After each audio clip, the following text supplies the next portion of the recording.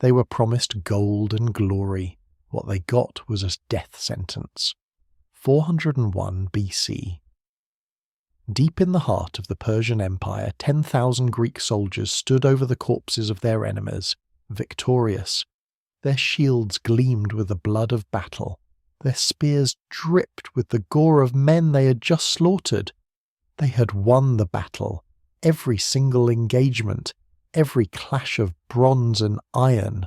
The Persians had fled before them like sheep before wolves. But the war? The war was already lost. Their employer, the prince who had hired them, lay dead on the battlefield, killed by his own brother's soldiers. Their generals would soon be murdered under a flag of truce, their heads sent to the Persian king as trophies. And between these Greek warriors and home lay 1,000 miles of the largest, most powerful empire the world had ever seen. An empire that now wanted them dead. Every single one of them. No maps, no supplies, no reinforcements, no hope, surrounded by enemies on all sides, hunted by Persian cavalry, betrayed by their allies, trapped in a land where every village, every tribe, every satrap wanted their heads. They were dead men walking. The Persians knew it. The Greeks knew it. But here's the thing about Greek hoplites. They don't die easy. This is the story of the greatest fighting retreat in human history. The story of how 10,000 men, abandoned in the heart of an empire, fought their way home through 1,000 miles of hell. This is the March of the 10,000. And every word of it is true. If you are fascinated by the brutal, unvarnished truth of ancient warfare, if you want to know what real soldiers endured and how they found the strength to survive, then you are in the right place. Please subscribe and enable notifications, because here at Wars in History, we don't give you sanitized textbook versions of the past. We give you the reality. This video is a journey, just like theirs was.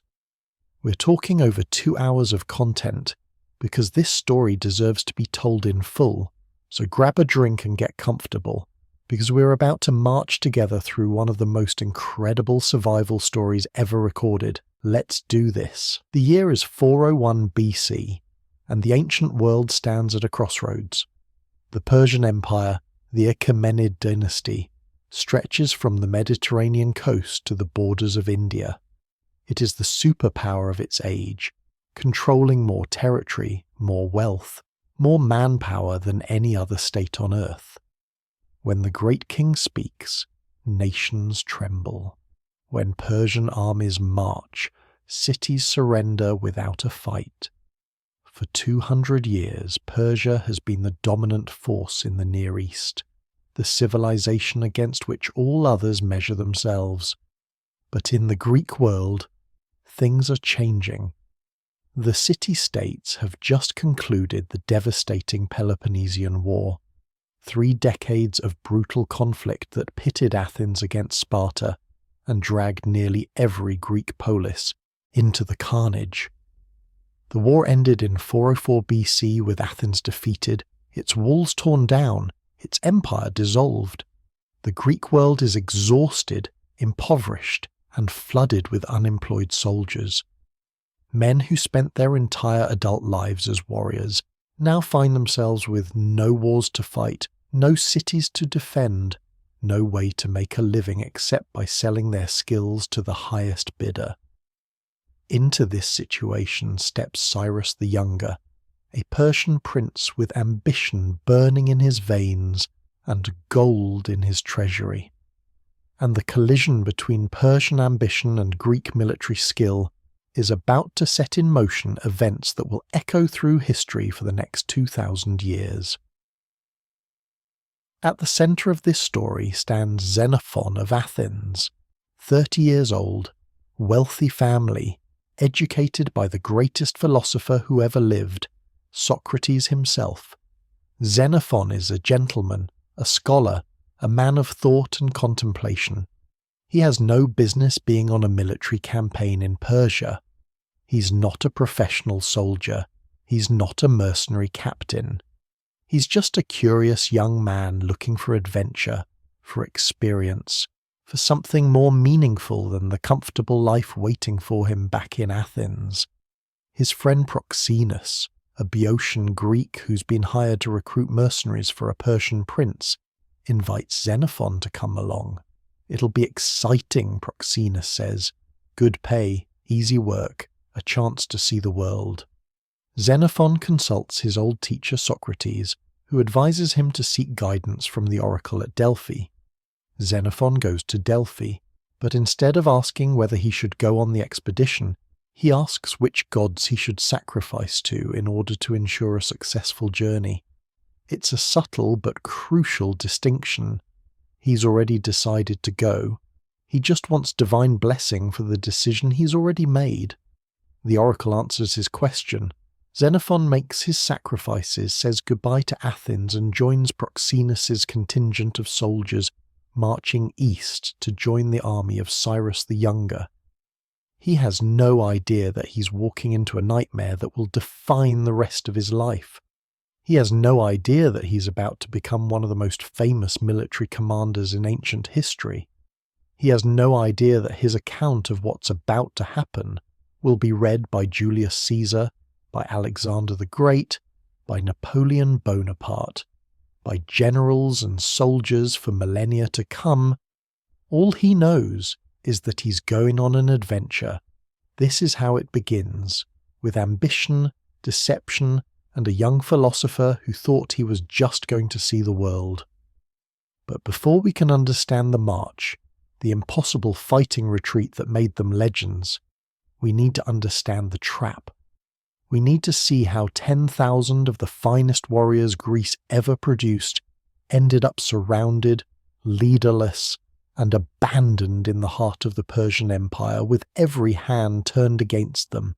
To understand Cyrus the Younger, you have to understand what it meant to be born as the second son of the great king. His father was Darius II, ruler of the Persian Empire, commander of armies that could blot out the sun with arrows, lord of territories so vast that it took months just to ride from one border to another. When Darius II died in 404 BC, the throne passed to his eldest son, who took the name Artaxerxes II. This was tradition. This was law. The eldest son inherits the empire. But Cyrus was the favourite. Cyrus was the brilliant one. Cyrus was the one their mother, Parysatis, loved above all others. He was charismatic, brave, skilled in warfare and administration. He'd been given control of most of Anatolia as satrap, essentially the viceroy of Western Persia, commanding his own armies and treasuries. He governed Greek cities on the Ionian coast. He had forged alliances with Sparta during their war against Athens, providing funding and military support that helped Sparta ultimately win. He knew Greeks, he understood their military capabilities, and he burned with the conviction that he, not his older brother, should be sitting on the throne in Persepolis.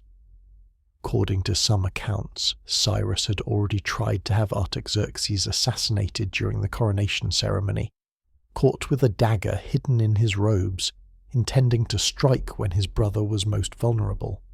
Only their mother's intervention saved Cyrus from execution. Artaxerxes, perhaps weak, perhaps merciful, perhaps simply manipulated by Parysatis, allowed Cyrus to return to his satrap in Anatolia instead of having him killed as a traitor should be. It was a mistake, because Cyrus immediately began planning rebellion. But Cyrus understood the fundamental weakness of Persian military power. The empire could field enormous armies, hundreds of thousands of men when necessary, drawn from satrapies across the known world.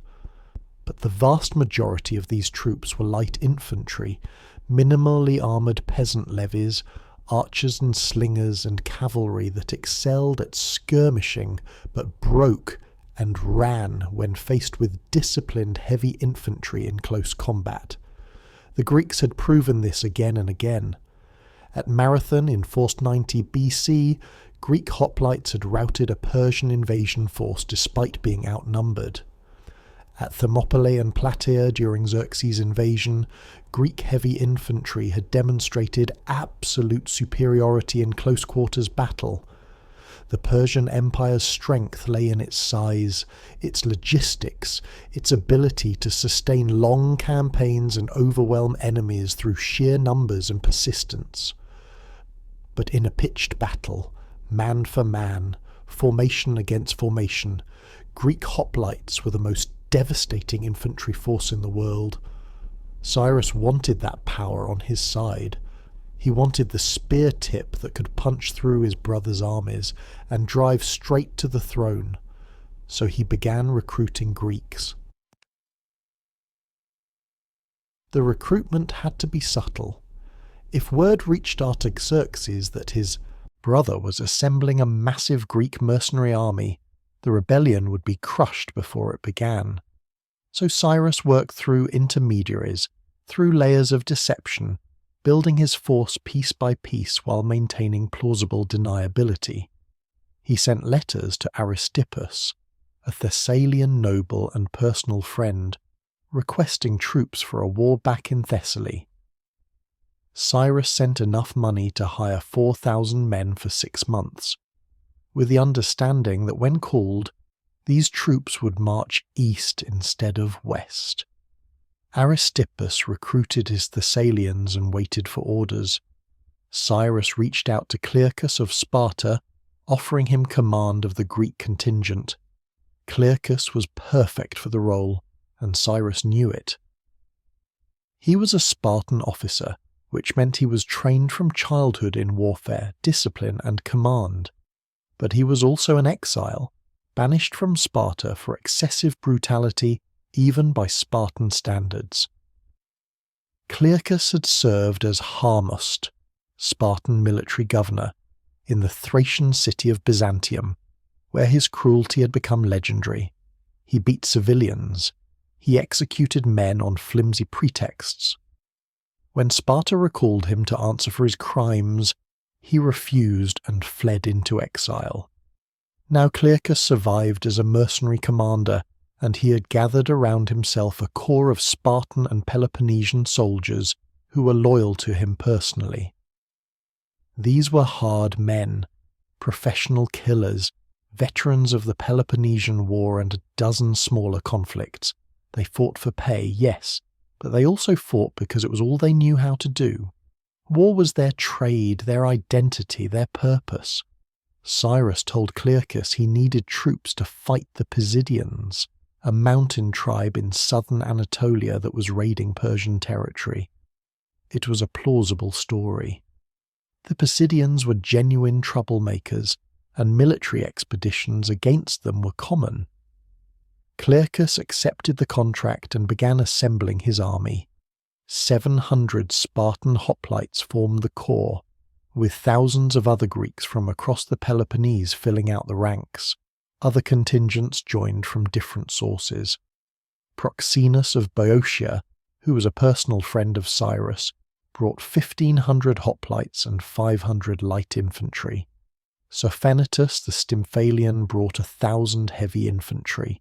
Socrates the Achaean contributed 500.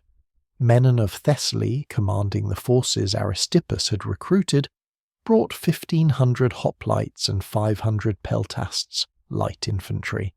And there were others, smaller groups, individual soldiers seeking employment, all converging on Sardis in western Anatolia, where Cyrus was assembling his army.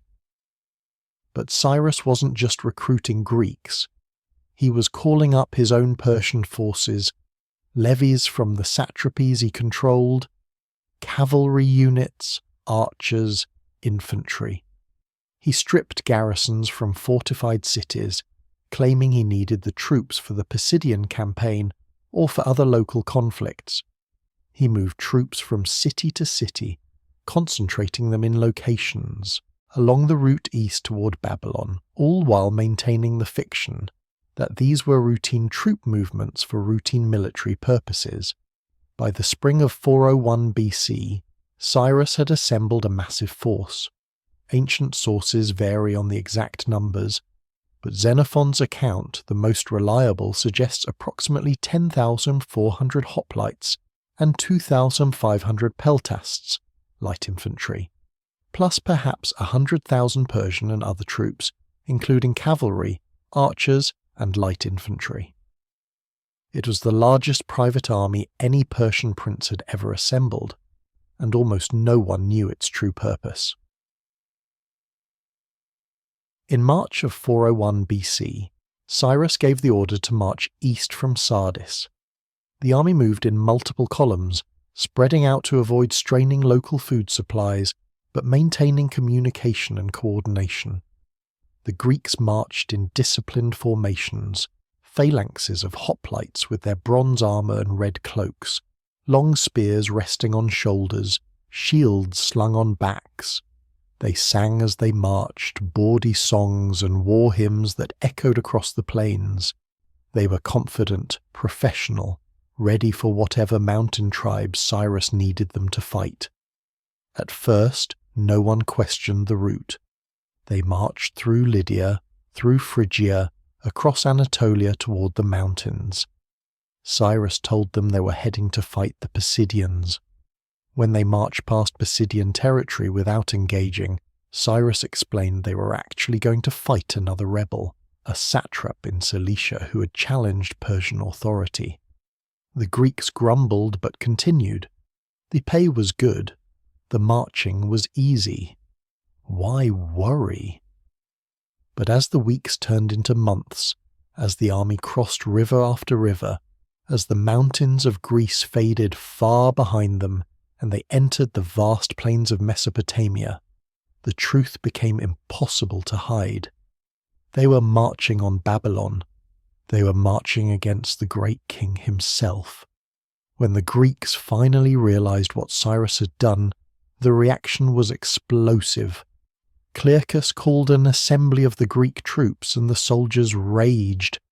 They had been deceived. They had been lied to. They had signed up for a border conflict, not a civil war in the heart of the Persian Empire. This was insane. This was suicide. The Persian Empire had armies beyond counting. They were 10,000 men marching into the largest empire on earth to help one prince kill his brother and seize a throne. And what happened if they failed? What happened if Cyrus lost? They would be slaughtered to the last man, their bodies left to rot in Persian soil, their families never knowing what happened to them. Some units threatened to mutiny, to turn around and march home immediately. Others demanded triple pay for the betrayal. Clearchus, cold and calculating, refused to continue until he'd consulted with Cyrus personally. The entire expedition teetered on the edge of collapse.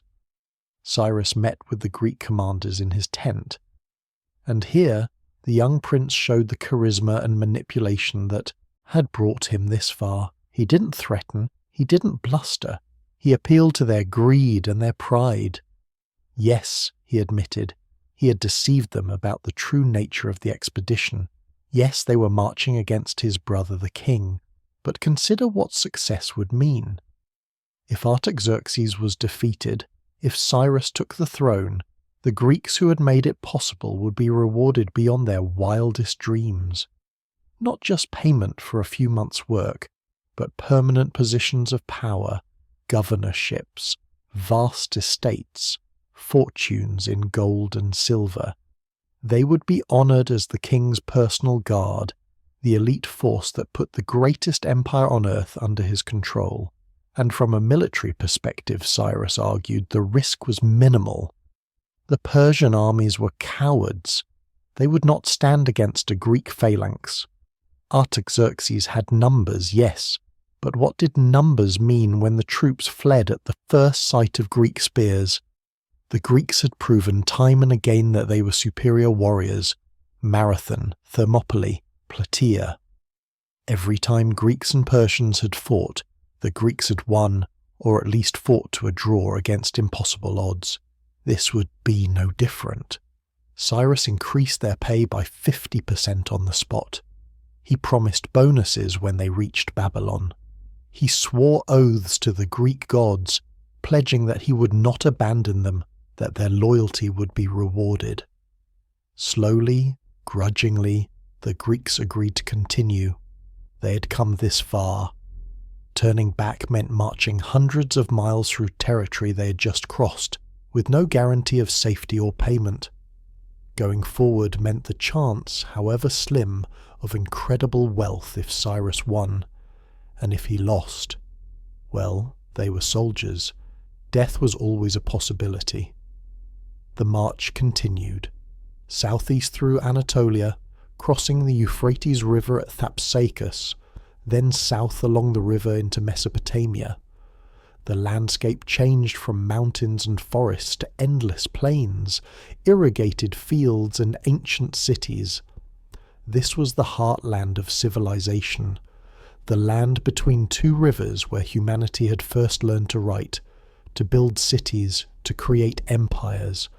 And through this ancient land marched a Greek army, heading toward a collision with the throne of the great king. By August or September of 401 BC, the army of Cyrus had penetrated deep into Mesopotamia. They were following the Euphrates River toward Babylon, the ceremonial capital of the empire where Artaxerxes was gathering his forces. Scouts brought word that the king's army had been sighted, massive beyond imagination, stretched across the plain like a sea of humanity. Artaxerxes had finally understood the full scope of his brother's betrayal and had responded with the full might of the empire. He had called up armies from every satrap, every province, every allied nation, cavalry from the steppes, infantry from Egypt, scythe-bearing chariots that were supposed to shred enemy formations, and at the centre of the Persian line, 6,000 elite cavalry known as the kinsmen, the royal bodyguard cavalry, the best warriors Persia could field, armoured in bronze and armed with long spears, forming the king's personal bodyguard. Ancient sources claim Artaxerxes commanded hundreds of thousands of men. Xenophon gives a huge figure, and later writers even push it toward 200,000, but modern historians agree all of these numbers are wildly exaggerated. Modern historians are skeptical of such numbers, but even conservative estimates put the Persian army at well over 100,000 soldiers, perhaps several 100,000 when counting camp followers and non-combatants. Whatever the exact number, the Persian army was enormous, vastly outnumbering Cyrus's force. The two armies met on the plains of Cunaxa, about 50 miles north of Babylon. The plain was flat, perfect for the massive Persian cavalry, with no terrain features the Greeks could use for defence. This would be an open battle, Greek discipline and armour against Persian numbers and mobility. Cyrus deployed his army carefully. On the right wing, the position of honour, he placed the Greeks under Clearchus's command.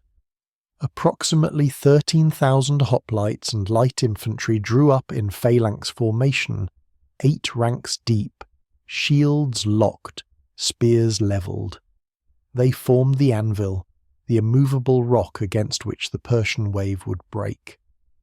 In the centre, Cyrus placed his Persian infantry and barbarian allies, a mixture of troops varying widely in quality and equipment. This was the weak point of his line, and Cyrus knew it, but it just had to hold long enough for the Greeks to do their work. On the left wing, Cyrus placed more cavalry and light infantry, and in reserve, directly behind the centre, Cyrus positioned himself with 600 elite cavalry, all picked men, all devoted personally to him. This was the hammer. When the moment came, Cyrus would strike directly at his brother. Artaxerxes arrayed his vast army in a massive arc that threatened to envelope Cyrus's entire force. On his left, opposite the Greeks, he placed tens of thousands of infantry supported by cavalry. In the centre, Artaxerxes himself stood with the royal bodyguard, 6,000 heavy cavalry plus tens of thousands of supporting infantry.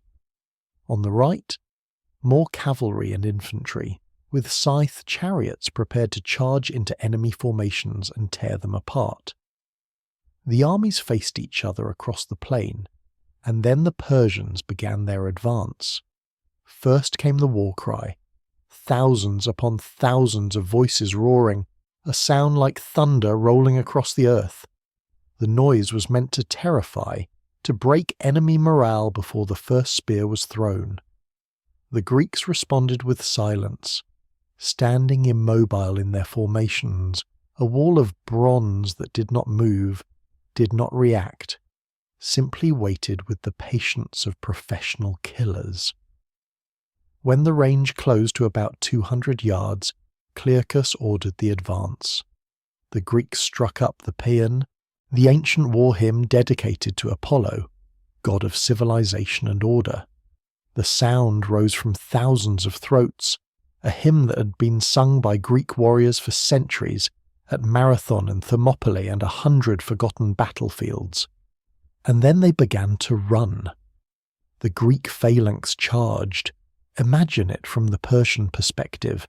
You're a lightly armoured soldier standing in formation, watching a wall of bronze-clad giants sprinting toward you at full speed, shields locked together, creating a solid barrier, spears projecting like the quills of some massive bronze hedgehog, and they're singing while they run. A rhythmic war chant that speaks of discipline and confidence and absolute certainty of victory. You've never faced anything like this. Your officers told you the Greeks would break. They're not breaking, they're accelerating.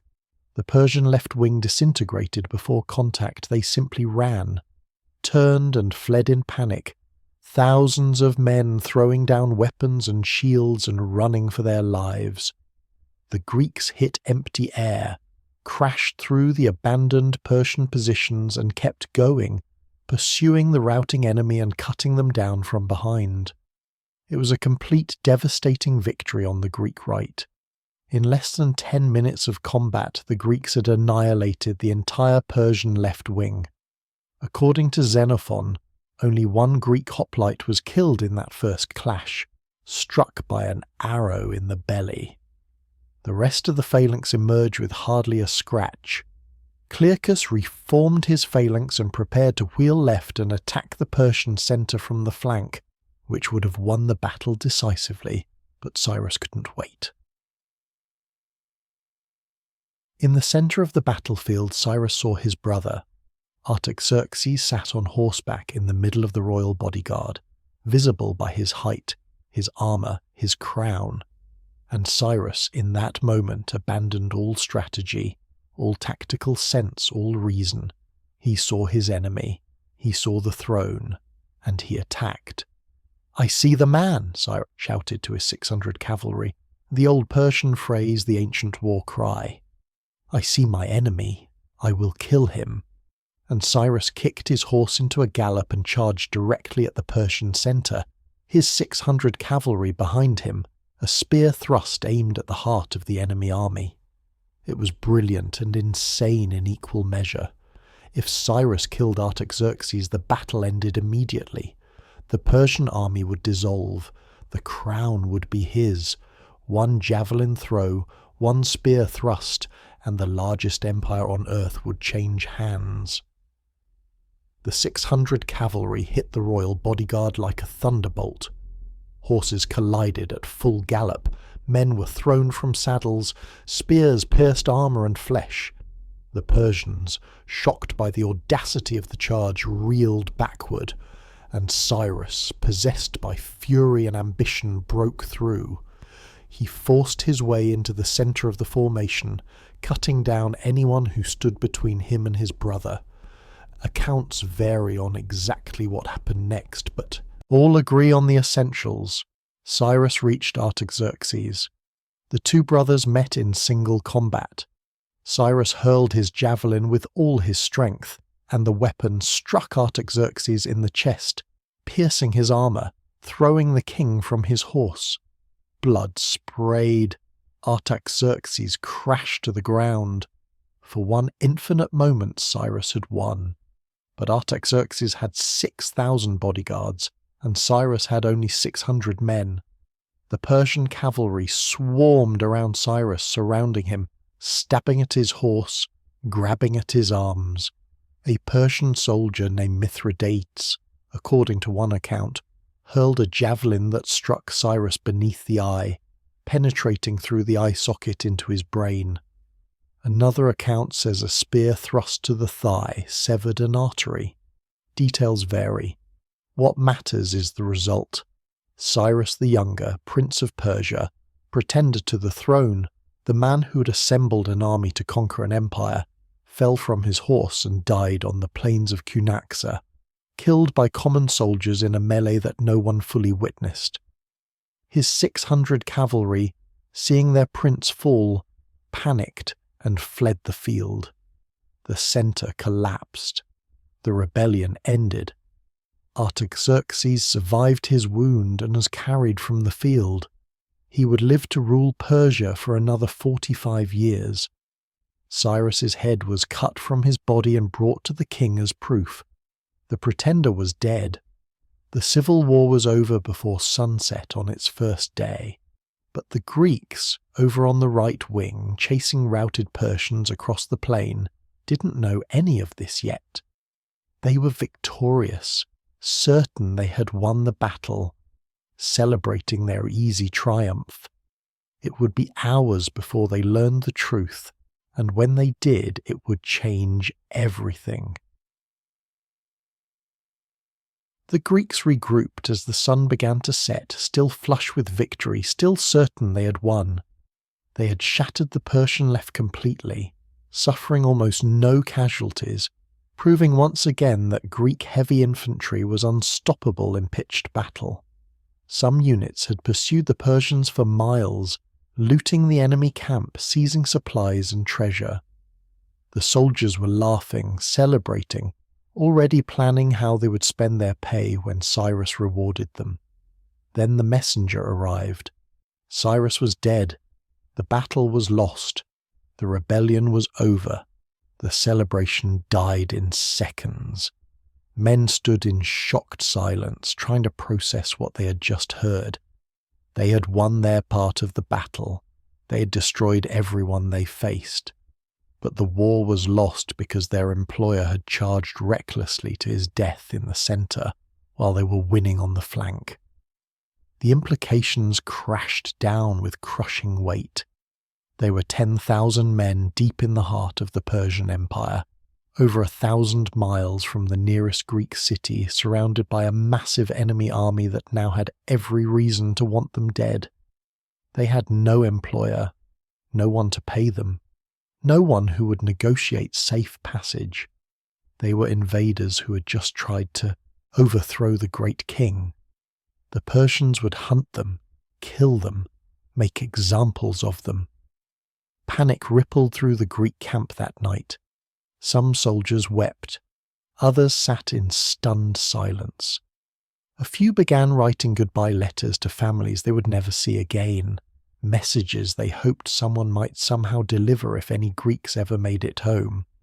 But Clearchus and the other generals maintained discipline. They drew the army into a defensive formation and waited to see what the Persians would do. Would Artaxerxes order an immediate attack? Would he try to starve them out?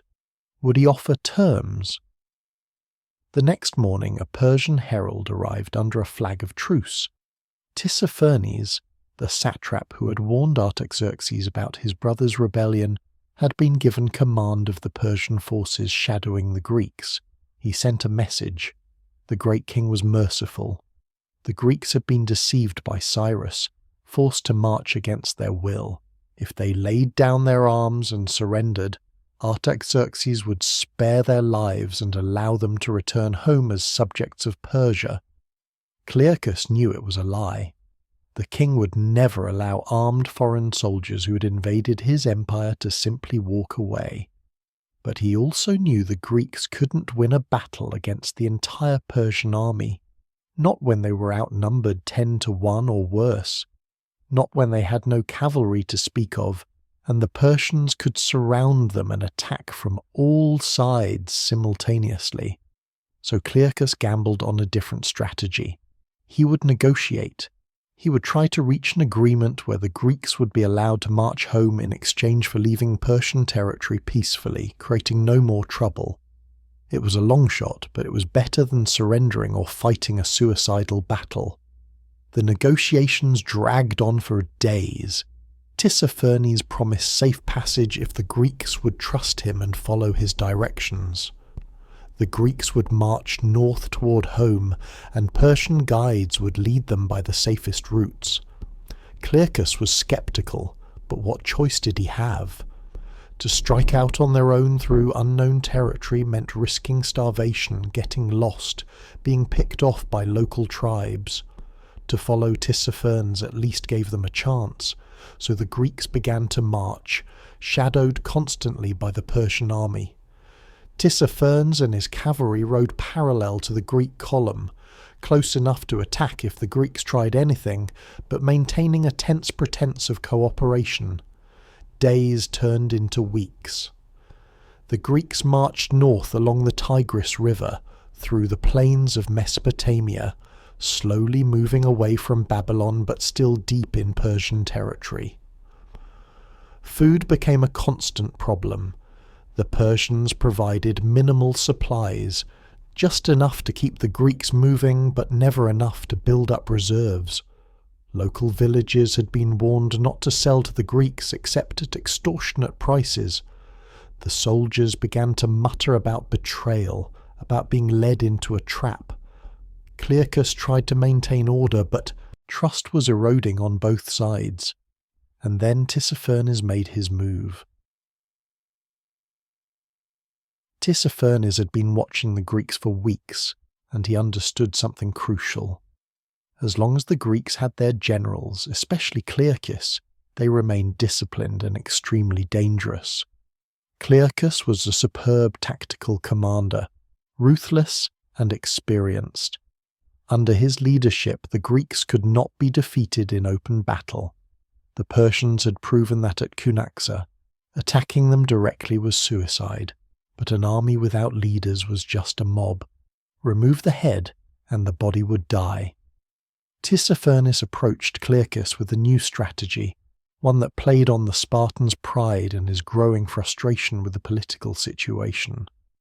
The Persian satrap suggested that he, Tissaphernes, was himself unhappy with the current arrangements. Dealing with the king's bureaucrats, managing this slow march, it was also tedious. What if there was a better way? What if Tissaphernes and Clearchus could meet privately, along with the other Greek generals, to discuss a more efficient arrangement? Perhaps they could work together, coordinate better, reach an understanding that would benefit everyone. Clearchus wanted to believe it.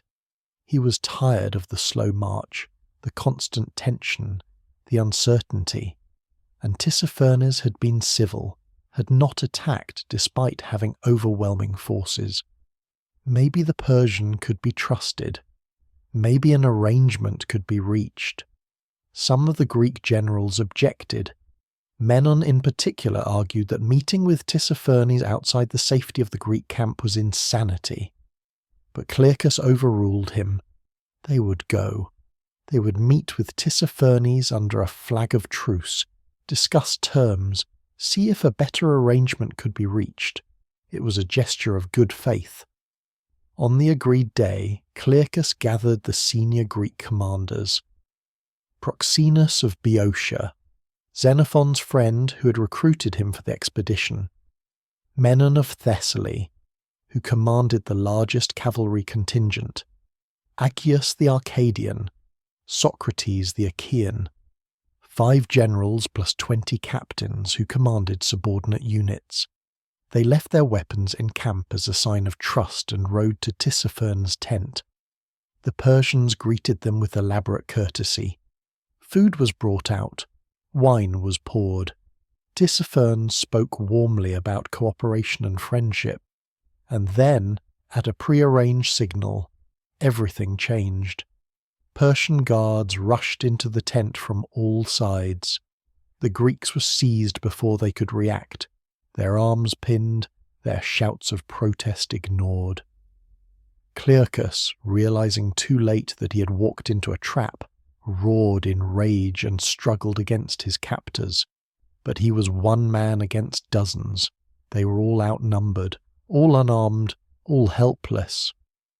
Within minutes, the Greek commanders were bound in chains and being dragged from the tent. The 20 captains who had accompanied them were executed on the spot, their throats cut, their bodies thrown in a ditch. The 5 generals were loaded onto horses and transported under heavy guard to the court of King Artaxerxes in Babylon. Word of what had happened spread through the Persian camp immediately. Tissaphernes had the Greek commanders. The rebellion's leaders were captured. Now the Greek army would collapse, and the problem would solve itself. At Artaxerxes' court in Babylon, the 5 Greek generals were brought before the king. They were given no trial, no chance to speak in their defence. Artaxerxes saw them as traitors, as foreign invaders who had tried to overthrow his throne. His judgment was swift and absolute. Clearchus of Sparta, the hard man who had survived a lifetime of warfare, was beheaded. Proxenus of Boeotia, who had invited his friend Xenophon on this doomed expedition, was executed alongside him. Aggeus and Socrates died the same day. Menon, whom some accounts claim had betrayed his fellow generals to curry favour with Tissaphernes, was reserved for special treatment. He was tortured for a year before being executed, his death made as painful as possible as an example to any other foreigners who thought to make war on the great king. The trap was complete. The Greek army was leaderless, surrounded, 1,000 miles from home with winter approaching and no path to safety. Tissaphernes sent a herald to the Greek camp with a simple message: "Surrender your arms, submit to the great king's mercy, or be annihilated." The 10,000 stood at the edge of the abyss, and for one long, terrible night, it seemed certain they would fall in. The night the generals were murdered was the darkest hour in the history of the 10,000. News of the betrayal spread through the Greek camp like wildfire. Men stood in small clusters, speaking in hushed, terrified voices. Their commanders were dead. Clearchus, the hard Spartan who had led them through every battle, was gone. Proxenus, Menon, Aggeus, Socrates, all executed or on their way to execution, and the 20 captains who had accompanied them, slaughtered on the spot, their bodies dumped in a ditch like animals. The soldiers understood what this meant. They were leaderless, trapped deep inside the Persian Empire, surrounded by armies that wanted them dead. Winter was approaching.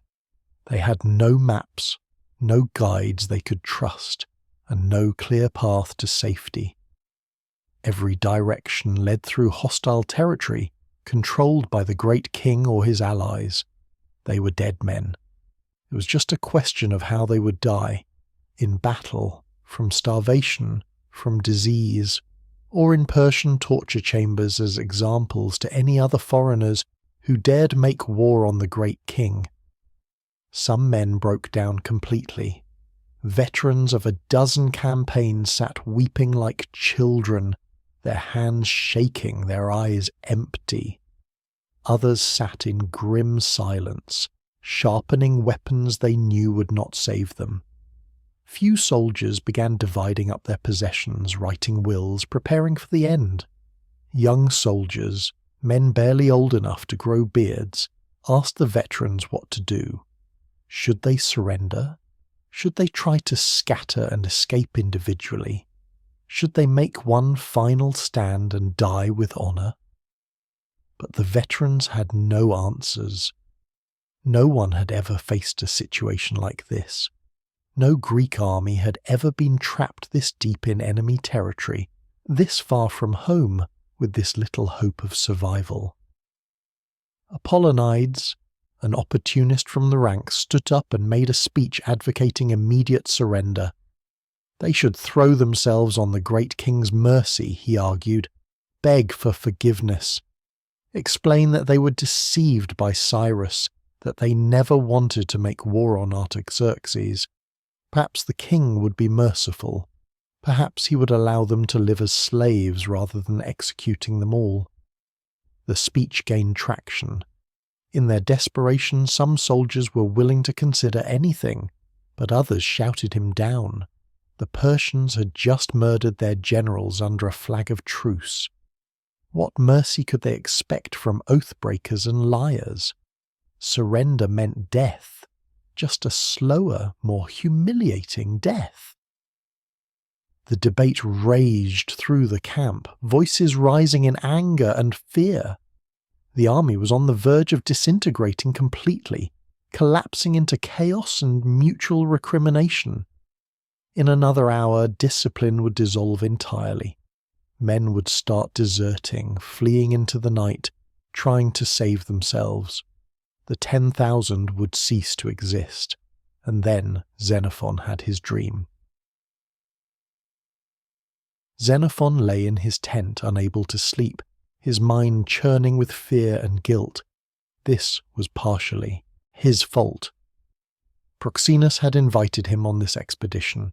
Proxenus was now dead, probably already executed, his body thrown into some unmarked Persian grave. And Xenophon was alive, useless, just another soldier waiting to die.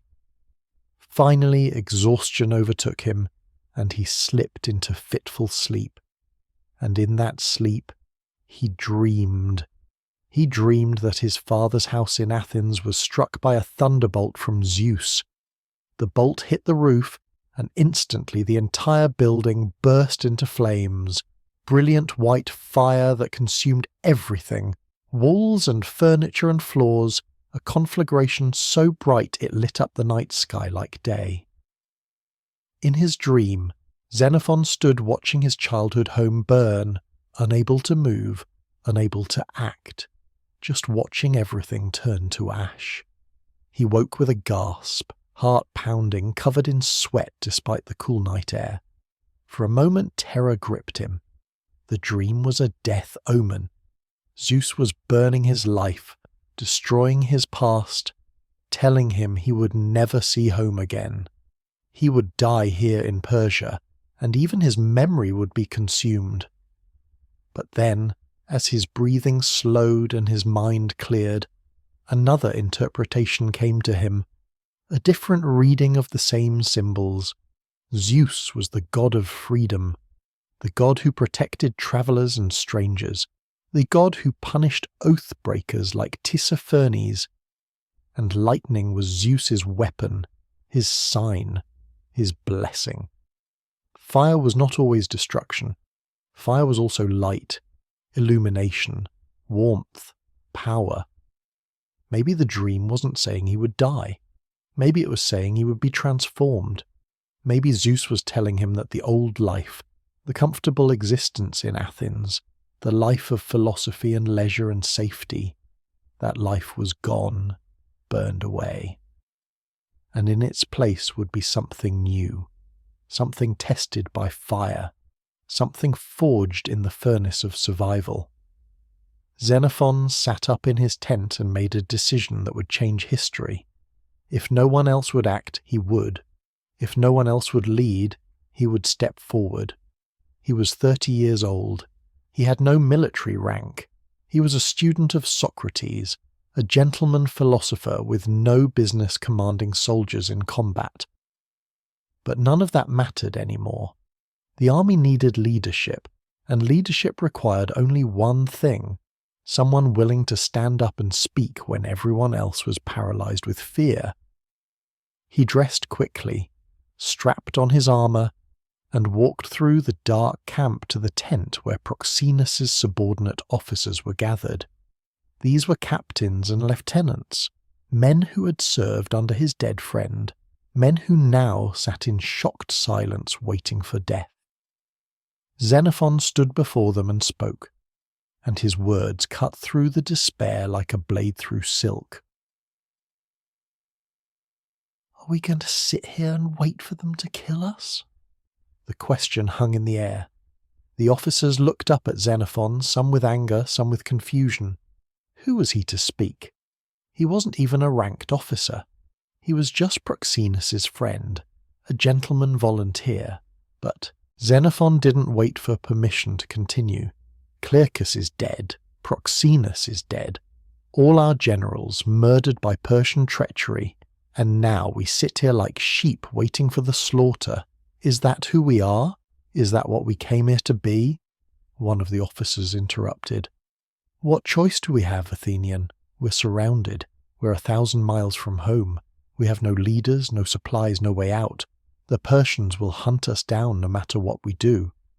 Then let them hunt us while we fight, Xenophon's voice rose, filling the tent. Let them chase us while we march north toward the Black Sea and the Greek cities. Let them attack us, and see what happens when Greek hoplites decide they would rather die on their feet than surrender on their knees. He began to pace, energy crackling through every word. Think about what just happened. The Persians murdered our generals under a flag of truce. They violated every law of gods and men, broke sacred oaths, committed treachery that Zeus himself will punish. Do you think such oath-breakers will show us mercy if we surrender? Do you think Artaxerxes will spare men who tried to overthrow his throne? The officers were silent, listening now. If we surrender, we die. Slowly, painfully, made examples of to terrify anyone else who might challenge Persian power. But if we fight, if we organize ourselves, elect new leaders, and march north as a disciplined army, then we have a chance. Maybe a small chance, but a chance. And I would rather die fighting for that small chance than live one more day as a slave begging for mercy from men who have none. Another officer spoke up. Even if you're right, Xenophon, we have no generals. Who will lead us? Who will make the decisions? We will elect new ones, right now, tonight. Xenophon pointed at the men around him. We are officers. We know tactics and discipline. We have soldiers who trust us. We can lead. And if we move quickly, if we act before the Persians expect it, we can break out of this trap and start the march home. The Persians have cavalry, someone objected. Horse archers who can harass us constantly. We have almost no cavalry, no way to defend against mounted attacks. Then we'll create cavalry, Xenophon shot back. We have men who can ride. We'll form light infantry units to counter their archers. We'll adapt our tactics. The Persians fight one way. We'll learn to fight a dozen ways. Whatever it takes to survive. He paused, letting the silence stretch, then delivered his final argument. I'm not promising you'll all make it home. I'm not promising this will be easy. Men will die, probably many men. But I am promising you this. We will not go quietly into slavery and death. We will not surrender to oath-breakers and murderers. We are Greeks. We are hoplites. We have defeated every enemy we've ever faced in battle. The Persians could not beat us at Cunaxa, even when they outnumbered us 50-1. Why should we fear them now? One by one, the officers began to nod. Xenophon's words were simple, blunt, but they spoke to something deep in the Greek psyche. The refusal to submit, the insistence on autonomy and freedom, the pride that said death in battle was better than life in chains. We need to call a full assembly, one captain said. All the remaining officers, not just us. If we're going to do this, the whole army needs to be part of it. Then call it, Xenophon said. Now, tonight, before despair kills more men than Persian arrows ever will. Within an hour, messengers had spread through the Greek camp. All surviving officers report to the Central Assembly. Captains, lieutenants, anyone with command authority. They gathered in the largest tent available, over 100 men representing every unit in the army. Xenophon stood before them and delivered the speech of his life. The tent was packed with grim-faced men, soldiers who had seen too much death and expected to see their own soon. Xenophon didn't waste time with preliminaries. The Persians murdered our generals because they fear us. Think about that. They have the largest army in the world, and they're afraid of 10,000 Greeks. Why? Because they know they cannot defeat us in battle. They proved that at Cunaxa, so they resorted to treachery, to murder under a flag of truce, because it was the only weapon they had that could hurt us. He let that sink in, then continued. Tissaphernes wants us to surrender our weapons and trust in Persian mercy. Does anyone here believe that's a real offer? Does anyone think the great king will let us walk away after we invaded his empire and tried to put his brother on the throne? Silence. No one was naive enough to believe in Persian mercy. We have 3 choices, Xenophon said, holding up 3 fingers. 1. Surrender and die as slaves or in torture chambers. 2. Sit here and wait for starvation or a Persian attack to finish us. 3. Organize ourselves, elect new leaders, and march north toward the Black Sea and Greek cities, fighting every step of the way if we have to. The third option is nearly impossible, he admitted. It's hundreds of miles through hostile territory. We'll face Persian cavalry, mountain tribes, starvation, disease, winter storms. Many of us will die. But here's the crucial fact. Some of us will survive. Some of us will make it home. And those men will tell the story of how the 10,000 refused to surrender, refused to die quietly, fought their way out of the heart of the Persian Empire against impossible odds. His voice dropped, became almost intimate despite the crowd. I don't know about you, but I would rather die on that march, fighting for freedom, than live one more day knowing I gave up without trying. I would rather my bones rot on some mountain pass in the Armenian highlands, a Persian satrapy, than survive as a Persian slave, spending the rest of my life wondering if I could have made it home if only I'd had the courage to try. The mood in the tent was shifting. Men were sitting up straighter, eyes focusing, the paralysis of despair beginning to crack. The Persians think we're finished. They think without Clearchus and our generals we'll collapse. They're waiting for us to panic, to scatter, to make it easy for them to hunt us down in small groups. So let's do the opposite. Let's organize better than we've ever been organized. Let's elect new generals who will lead us home. Let's show these Persian oathbreakers what Greek discipline really means. An officer from the Arcadian contingent stood up. You speak well, Athenian.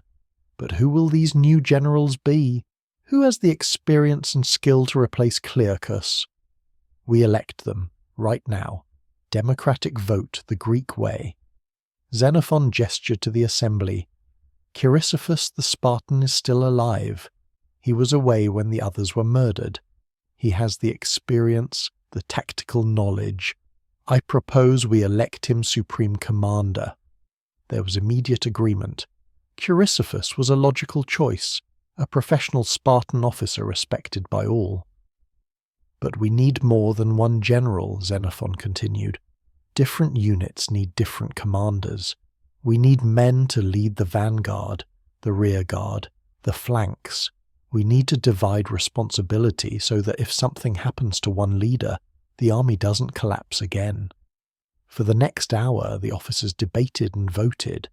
Chrysippus as supreme commander, Timesian the Dardanian to command cavalry operations, Xanthocles the Achaean for one division, Cleaner of Orchomenus for another, Philesius the Achaean for a third.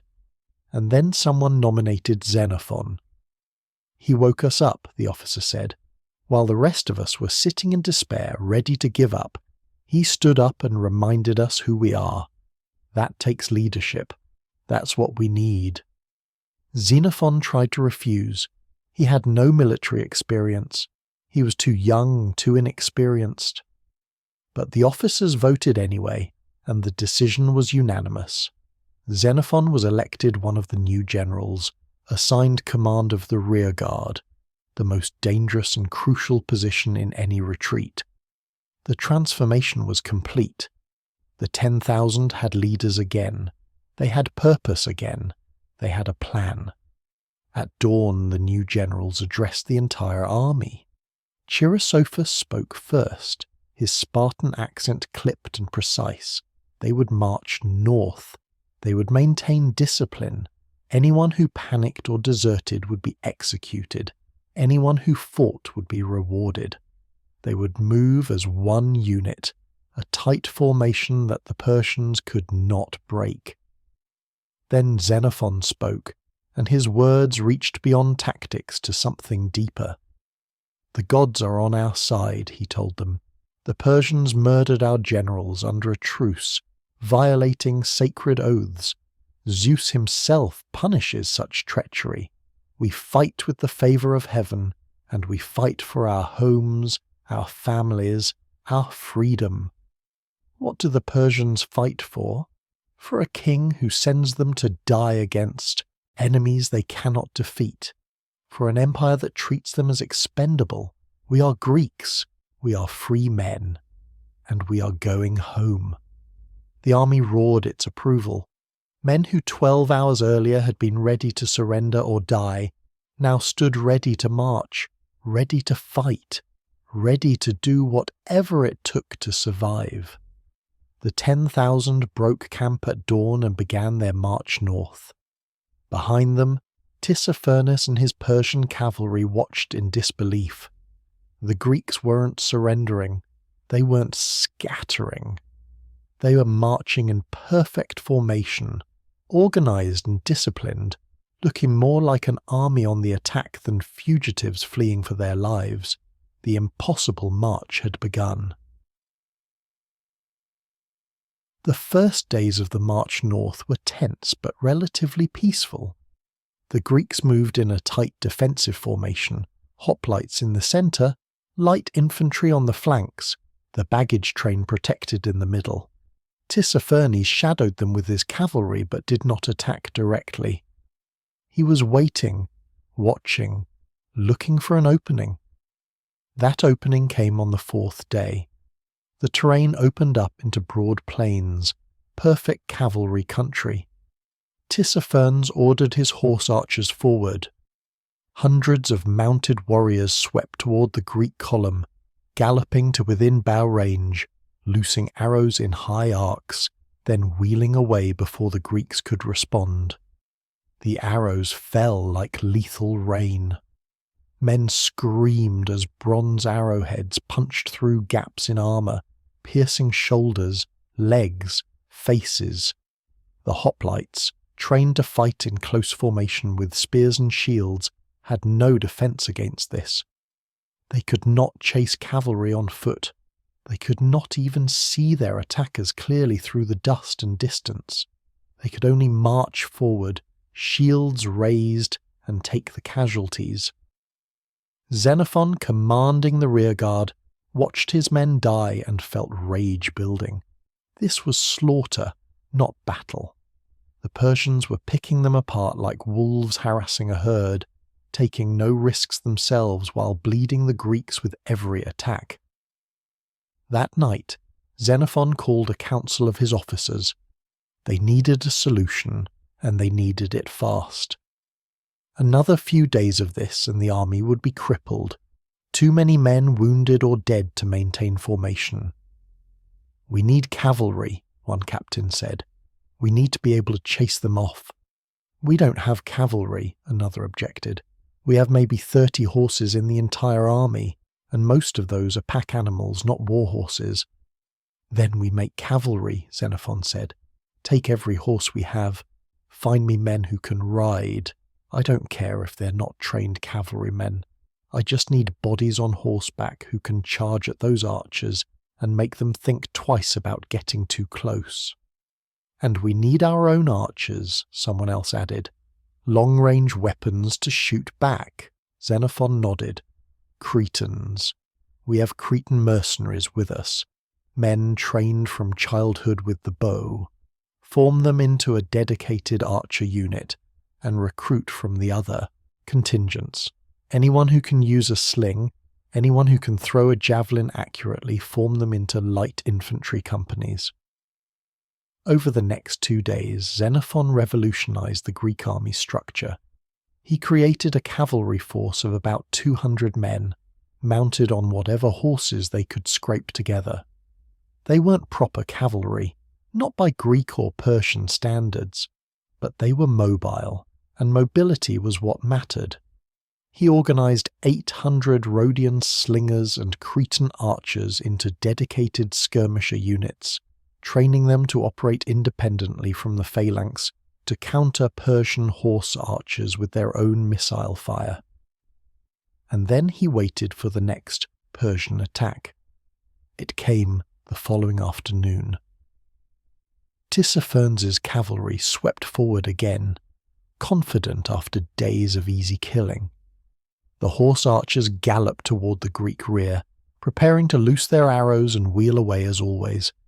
But this time, the Greeks were ready. At Xenophon's signal, the Greek cavalry charged forward at full gallop. The Persians, shocked by the sudden appearance of mounted Greeks, faltered. At the same moment, the Cretan archers and Rhodian slingers rushed forward on foot, closing the distance, and unleashed a devastating volley of arrows and lead shot. Persian horses screamed and went down, riders thrown from saddles. The Greek cavalry crashed into the confused Persian formation, spears thrusting, swords swinging. It was chaos, violent and sudden, and the Persians broke. They fled in disorder, leaving dozens of dead and wounded behind. The Greeks roared in triumph. For the first time since the march began, they had drawn blood in return. The lesson was clear. The 10,000 could adapt, could learn, could fight back even against tactics they had never faced before. Tissaphernes became far more cautious after that. His cavalry still shadowed the Greeks, still probed for weaknesses, but the easy harassment was over. Now every Persian attack risked a Greek counterattack.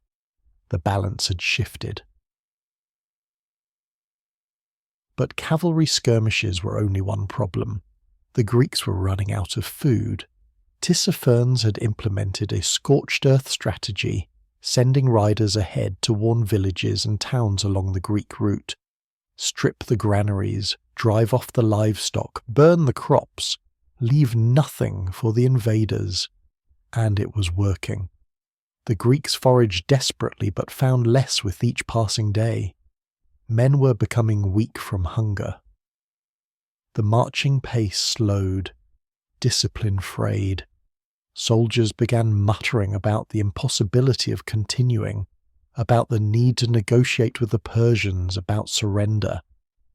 Xenophon and Chrysippus knew they needed a victory, a major success that would restore morale and, more importantly, provide food for the starving army.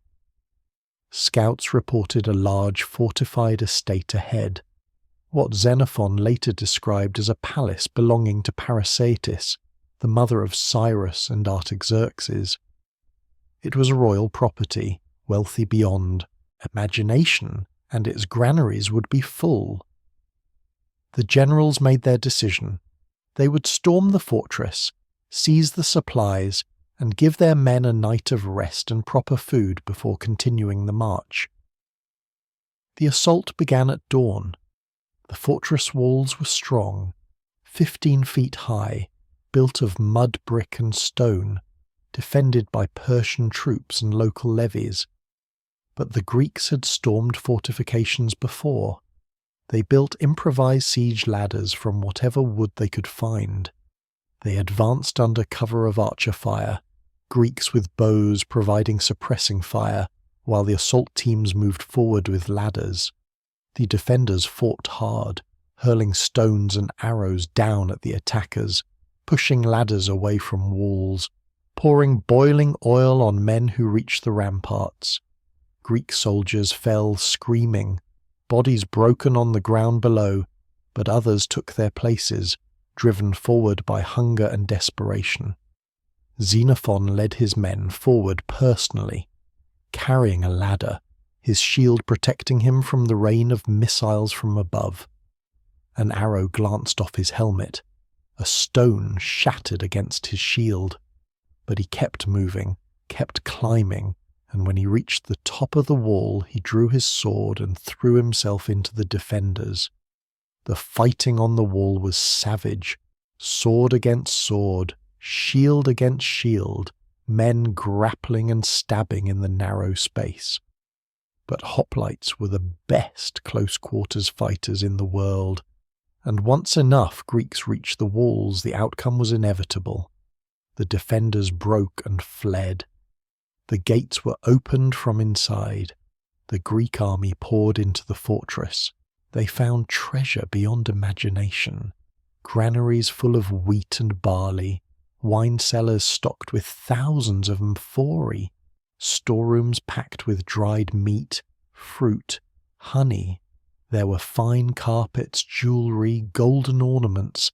The Greeks looted everything of value, and more importantly, they ate. That night, for the first time in weeks, the 10,000 feasted. Bread and roasted meat and wine, as much as they could consume. Men who had been gaunt and hollow-eyed filled their bellies and smiled for the first time since Cunaxa. Wine flowed freely. Some soldiers got drunk, dancing and singing, celebrating survival, however temporary. Xenophon walked among his men and saw the transformation. These were the same soldiers who days ago had been ready to surrender. Now they were laughing, joking, making crude jests about Persian hospitality. Food and victory, even a small victory, had restored their spirits. But the generals knew this was temporary. The fortress could not be held against a serious Persian assault, and staying too long invited attack. They gave the men 24 hours to rest and eat, then issued orders. Pack everything portable. Burn what we can't carry. We march at dawn. The Greeks left the fortress a smoking ruin and continued north, carrying supplies that would sustain them for weeks. It was a crucial victory, buying time and renewing hope. But ahead lay challenges that no amount of food could overcome. They were approaching the mountains, and in those mountains waited enemies that would make the Persians seem civilized by comparison. The Carduchians were not subjects of the Persian Empire, not really. They paid nominal tribute to the Greek king when it suited them, and ignored Persian authority the rest of the time. They were a mountain people, fiercely independent, skilled in guerrilla warfare, and they had never been conquered. A century earlier, the Persian king Xerxes had sent an army of 120,000 men to subdue the Carduchians. Not one Persian soldier returned. The mountains had swallowed them whole, and the Carduchians had proven they were unconquerable in their own terrain. Now 10,000 Greeks were marching into those same mountains, and the Carduchians had no intention of allowing foreign invaders to pass. The terrain itself was hostile. Narrow valleys with sheer cliffs on both sides. Mountain passes barely wide enough for a single file of men in armour. Streams that had to be crossed on makeshift bridges or by wading through freezing water. And everywhere, heights that commanded the trails, perfect positions for ambush. The attacks began immediately. The Greeks were marching through a narrow defile when boulders started falling from above. Massive rocks, loosened from cliff tops by Carduchian warriors, crashed down onto the column. Men were crushed instantly, their armour providing no protection against tons of falling stone.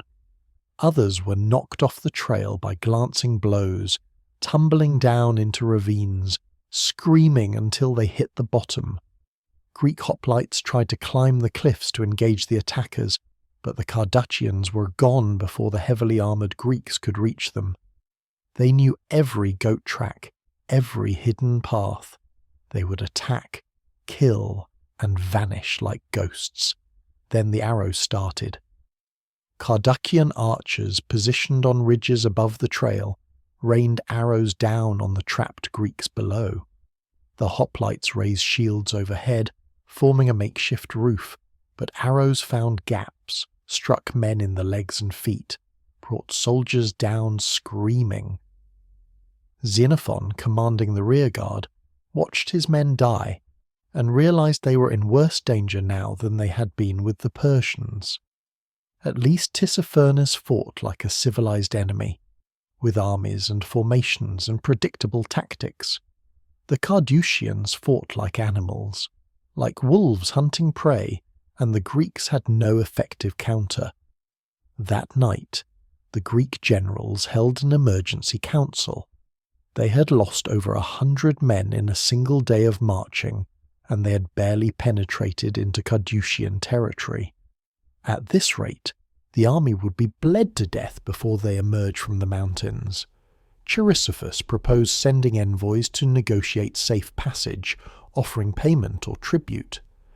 Xenophon argued against it. These people don't want our gold. They want us out of their land or dead, preferably dead.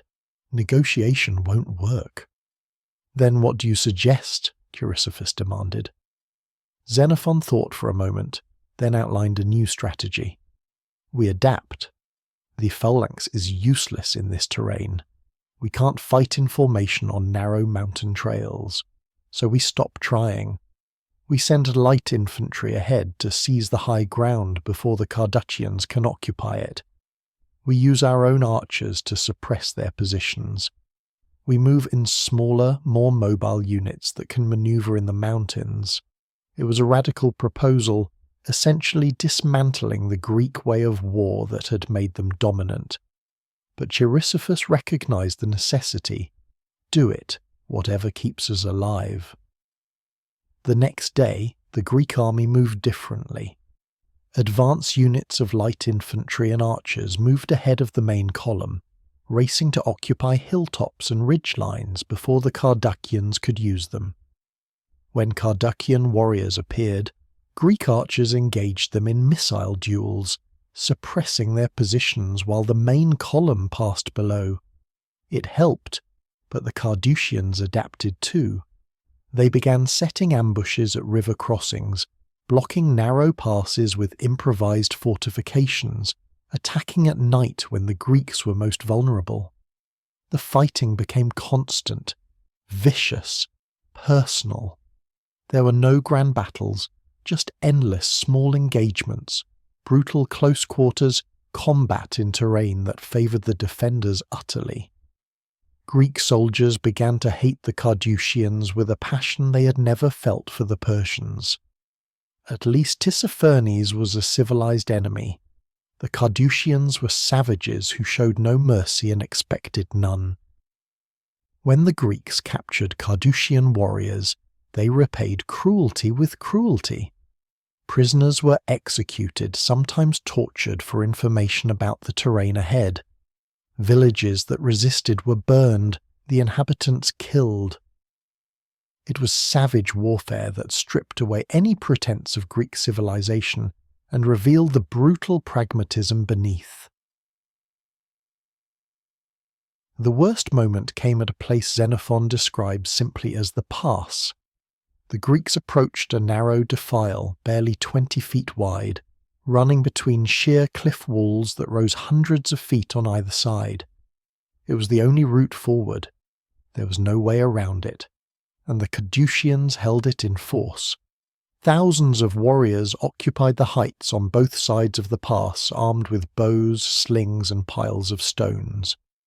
At the entrance to the pass itself, they had built a crude fortification, a wall of stones and timber blocking the route.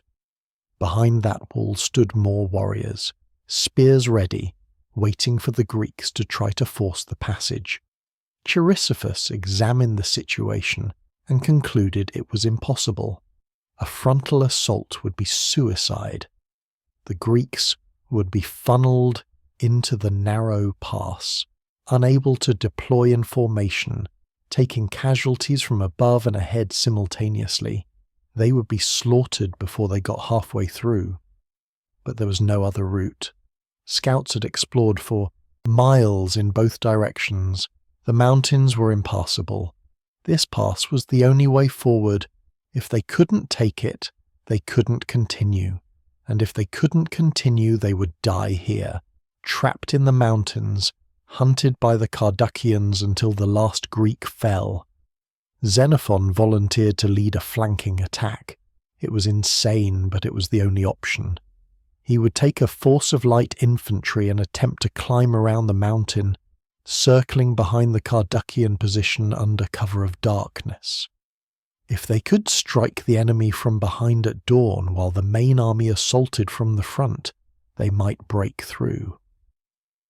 The climb began at midnight. 3,000 men, lightly armed, each carrying minimal supplies and weapons, began ascending the mountain in pitch darkness. They moved in single file, each man clinging to the soldier ahead, feeling their way up goat tracks and rocky slopes, terrified of making noise that would alert the Carduchians. Men slipped and fell, tumbling down the mountain, bones breaking, screams cut off, before they could give away the entire force. But the climb continued.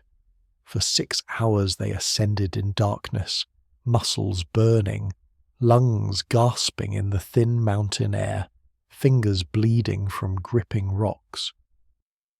At dawn they reached a position above and behind the Carduchian line. Xenophon looked down and saw the enemy warriors spread out below, confident in their defensive position, unaware they were about to be attacked from behind. Xenophon gave the signal. Greek trumpets blared. 3,000 men screamed the war cry and charged down the slope. The Carduchians, hearing the attack from behind, panicked instantly. They abandoned their positions and fled, some throwing down weapons and running for their lives, others trying to organize as defense but overwhelmed by Greek momentum. At the same moment, Chrysippus launched the frontal assault. The main Greek army smashed into the fortification at the pass entrance.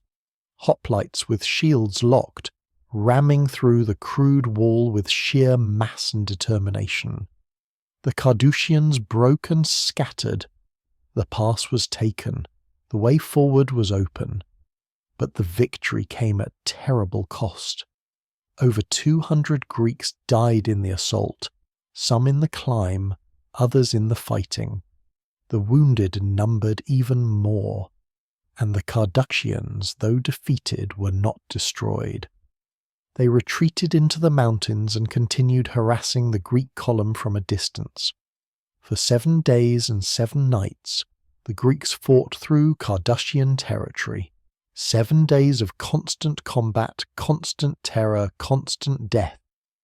By the time they finally crossed the river marking the border between Carduchian and the Armenian highlands under Persian control, over 800 men had died.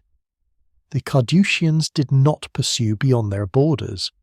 They stood on the far side of the river and watched the Greeks leave, having proven once again that their mountains were a graveyard for invaders. The Greeks looked back at the peaks they had just escaped and understood they had survived something that should have destroyed them. But they had no time for relief. Ahead lay the Armenian highlands, and winter was coming. The Greeks crossed into the Armenian highlands under Persian control in late autumn, and within days the first snow began to fall. At first it was almost beautiful. Light flurries drifting down from grey skies, settling on bronze helmets and red cloaks, melting against the warmth of marching bodies. The soldiers joked about it, laughing at men from southern Greece who had never seen snow before, throwing snowballs like children. But the beauty died quickly. The snow fell heavier. The temperature dropped. and the Greeks, wearing armour designed for Mediterranean warfare, began to freeze. The Persian highland region the Greeks called Armenia was under the control of Tiribazus, a Persian satrap who commanded significant military forces. When the Greeks attempted to cross the Centrites River, a major waterway marking the border of the Armenian highlands, a Persian province, they found the opposite bank occupied by Persian-Armenian troops. Tiribazus had positioned his forces to block the crossing, trapping the Greeks between his army and the Carduchians, who still prowled the mountains behind them. Xenophon stood on the riverbank and assessed the situation with grim clarity. The river was deep, fast-flowing and freezing cold. A frontal crossing under fire would cost hundreds of lives. But staying on this side meant being caught between two enemies and slowly starving. He proposed another deception. The Greeks would make a show of preparing to cross at an obvious ford upriver, drawing Tiribazus's forces to that position.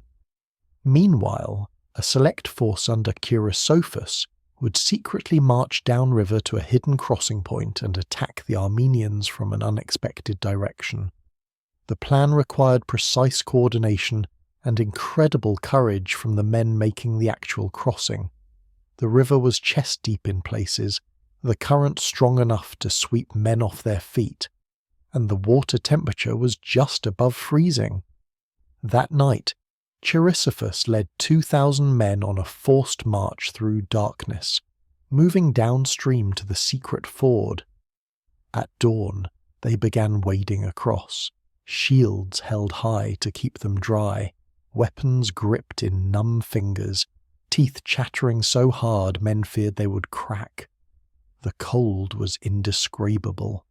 Men entered the water and gasped, their bodies going into shock from the temperature. Some lost their footing and were swept downstream, armour dragging them under, drowning before anyone could help.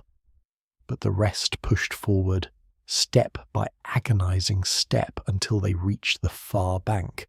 They climbed out of the water, shaking violently, hypothermic, barely able to grip their weapons.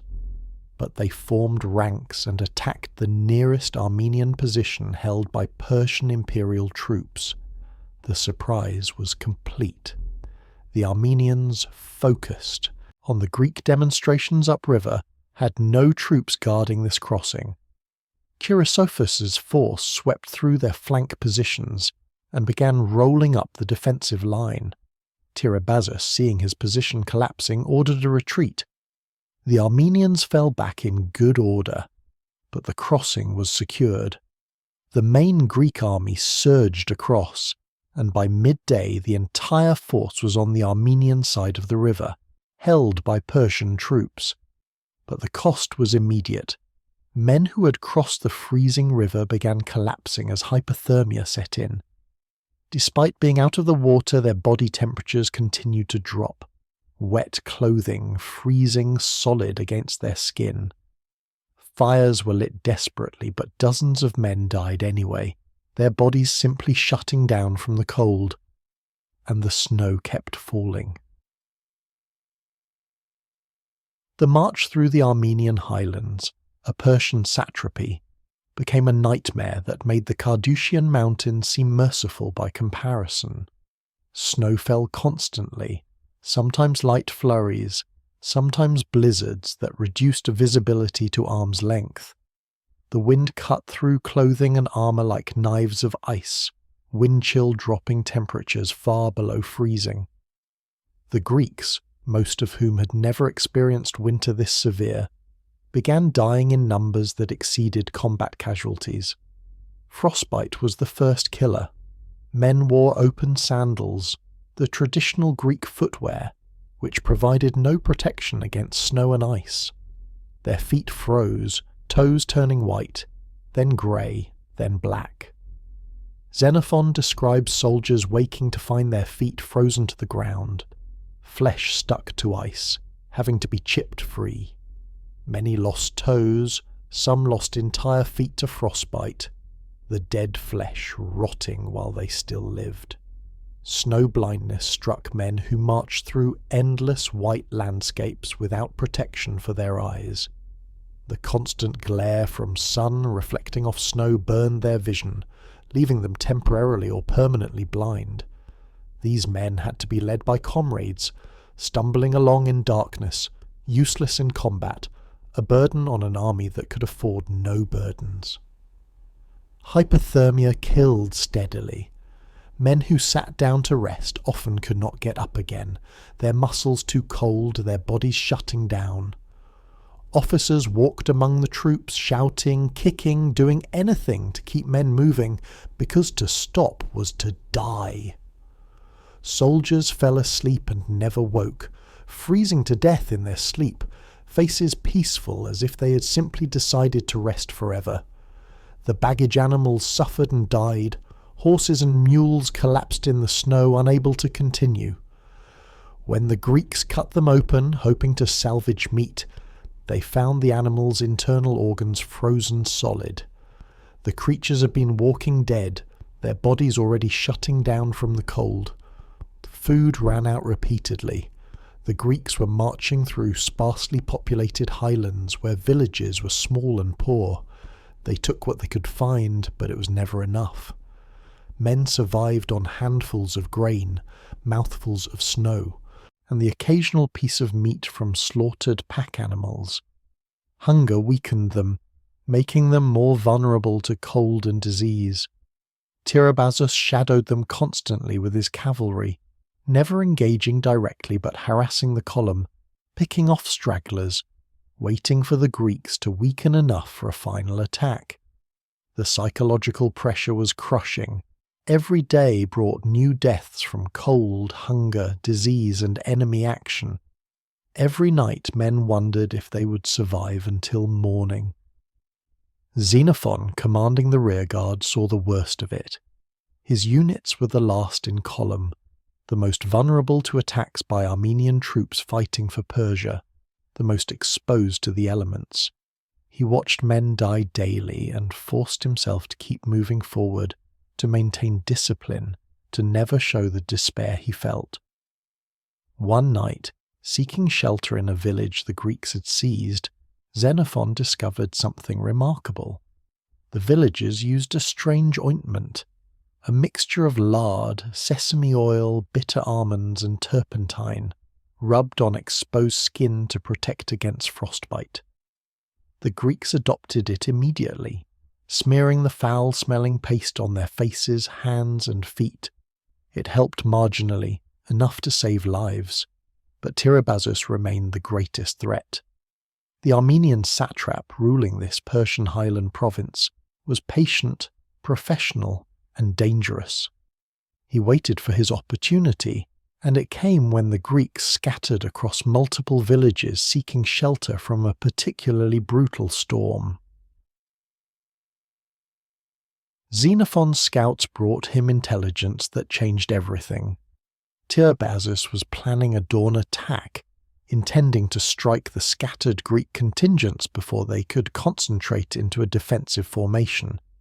The Armenians would hit hard, overwhelm isolated units, and destroy the 10,000 piecemeal. Xenophon made a decision that would cement his reputation as a military commander. He would strike first. He gathered a force of 4,000 picked men, the best soldiers in the rearguard, men who had proven themselves in a dozen desperate fights.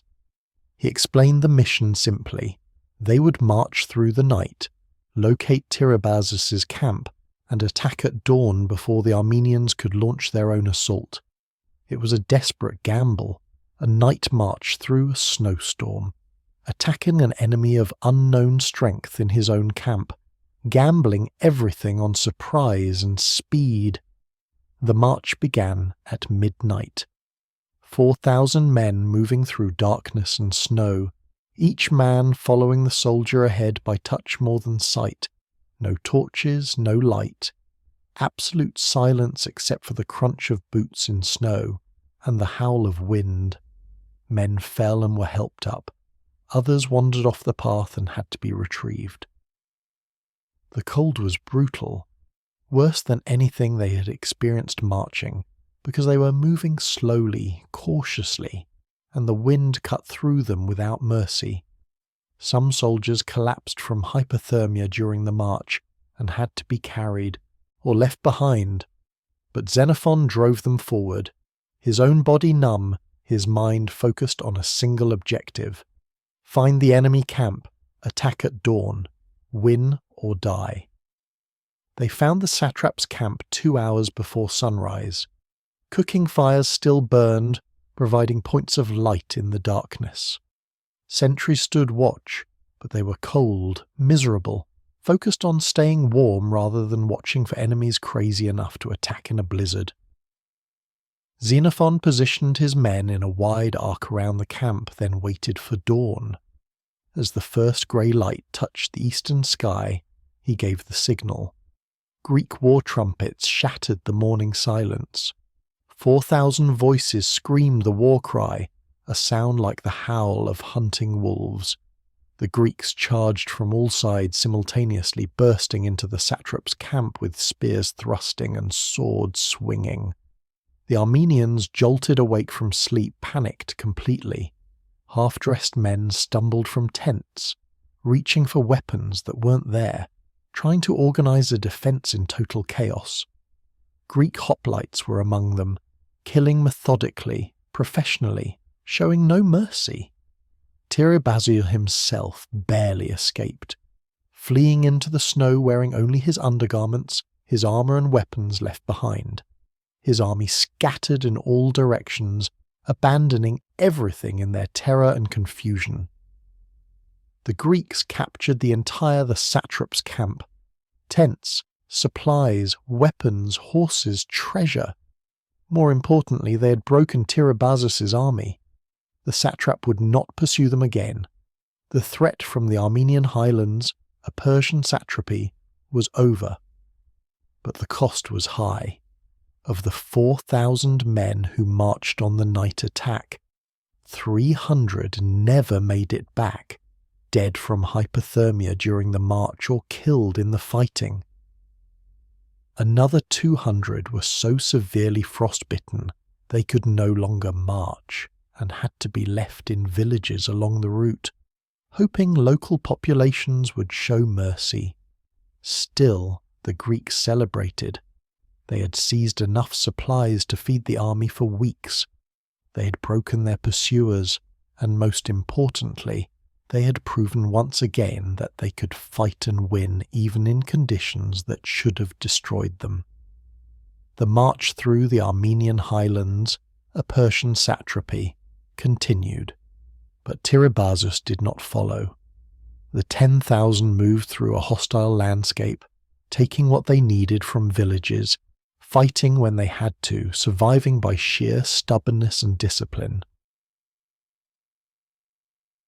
As the Greeks pushed deeper into the Armenian highlands, they entered regions where human habitation seemed almost alien.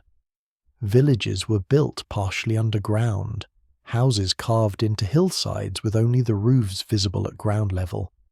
Chimneys poked through the snow, smoking constantly as families huddled around fires below. The inhabitants lived half the year in these burrows, emerging only when weather allowed, surviving on stored food and fermented drinks. The Greeks, desperate for shelter from the killing cold, occupied these villages by force when necessary. The villagers, terrified of the foreign warriors, usually fled or hid, but in some places they stayed and offered hospitality, providing food and warmth in exchange for the Greeks not destroying their homes. In one village, the inhabitants served the Greeks a drink called barley wine, a fermented beverage stored in large earthen jars buried in the floors of their houses. To drink it, you used hollow reeds like straws, sucking the liquid from the jar. It was strong, intoxicating, warming the body from the inside. The Greeks, half frozen and exhausted, drank deeply. Too deeply. Within an hour the entire army was drunk. Men who'd been grim and silent for weeks suddenly laughed, sang, danced in the snow. They embraced each other, wept for fallen comrades, acted like they were at a festival back home rather than fighting for survival in a frozen wasteland. Xenophon watched his soldiers descend into drunken madness and made no move to stop it. They needed this, he realized. They needed one night where they could forget the horror, the cold, the constant dying. One night to be human again instead of just weapons pointed toward home. But in the morning the march resumed, hangovers and all. They passed through the territory of the Taotians, a highland people even more warlike than the Carduchians.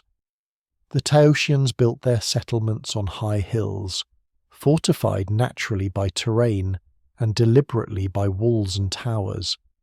When the Greeks approached, the Taotians prepared to defend every settlement to the death.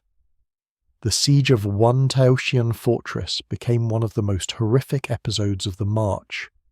The Greeks assaulted the walls, fighting uphill through snow and ice, taking terrible casualties from stones and arrows hurled from above.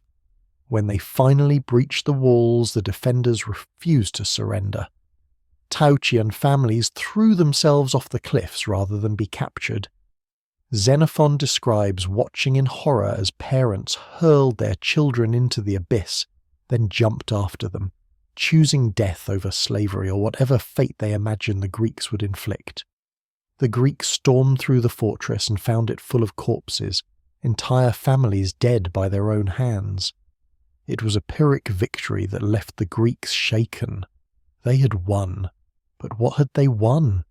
A fortress full of dead civilians and the knowledge that they had become something to be feared more than death itself. The Greeks descended from the highest mountains into the lands of the CHALYBES, a people who lived by ironworking. They mined ore from the mountains and forged it into weapons and tools, trading throughout the region, and they were warriors who had learned to fight in the Greek style. The CHALYBES met the Greeks in dense phalanx formations of their own, shields locked, spears levelled, fighting with discipline and coordination that shocked the 10,000. For the first time since Cunaxa, the Greeks faced infantry that stood and fought rather than fleeing at first contact. The battle was brutal beyond description. Phalanx against phalanx, Greek bronze against Chalybian iron, neither side willing to break. Men in the front ranks stabbed with spears over the tops of shields, targeting faces and throats. When spears broke, they drew swords and hacked at shields and arms and any exposed flesh. The wounded fell and were trampled by the ranks behind them, crushed under the weight of advancing soldiers. The Greeks won barely, through superior armour and slightly better discipline. But the victory cost over 100 lives, and hundreds more were wounded. The CHALYBES retreated in good order, unbroken, and the Greeks marched through their territory, knowing they had faced true warriors. Each tribe, each territory brought new challenges: the Scythenians, the Macroners, the Colchians. Some negotiated safe passage. Some fought and were defeated. Some allowed the Greeks to pass if they paid tribute in coin or captured goods. The 10,000, reduced now to perhaps 6,000 or 7,000 effective fighters, ground forward one bloody mile at a time. They had been marching for over a year, fighting almost constantly, losing men every day to combat disease, starvation, and cold. They were exhausted beyond any normal human endurance, operating on discipline and sheer refusal to die. And then, after crossing one more river, climbing one more mountain, the vanguard under Chrysippus reached the top of a peak called Mount Thekes, and they saw the sea. Xenophon was in the rear, 3 miles behind the vanguard, when he heard the shouting. At first he thought it was another attack. The roar of voices from ahead sounded like battle, thousands of men screaming at once. He spurred his horse forward, racing up the column, expecting to find the vanguard engaged with a new enemy, preparing to lead the rearguard forward to support. But as he got closer, the sound resolved into something unexpected. Not screams of pain or war cries, but joy, unrestrained, overwhelming joy. Men were shouting the same words over and over. "Thalatta! Thalatta! The sea! The sea!" Xenophon crested the ridge and saw what his men saw.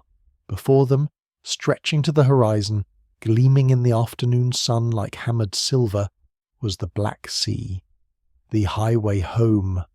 Water connected to the Mediterranean, connected to Greece, connected to civilization and safety and everything they had fought for. For over a year they had marched through desert and mountain, through snow and blood, fighting every step of the way.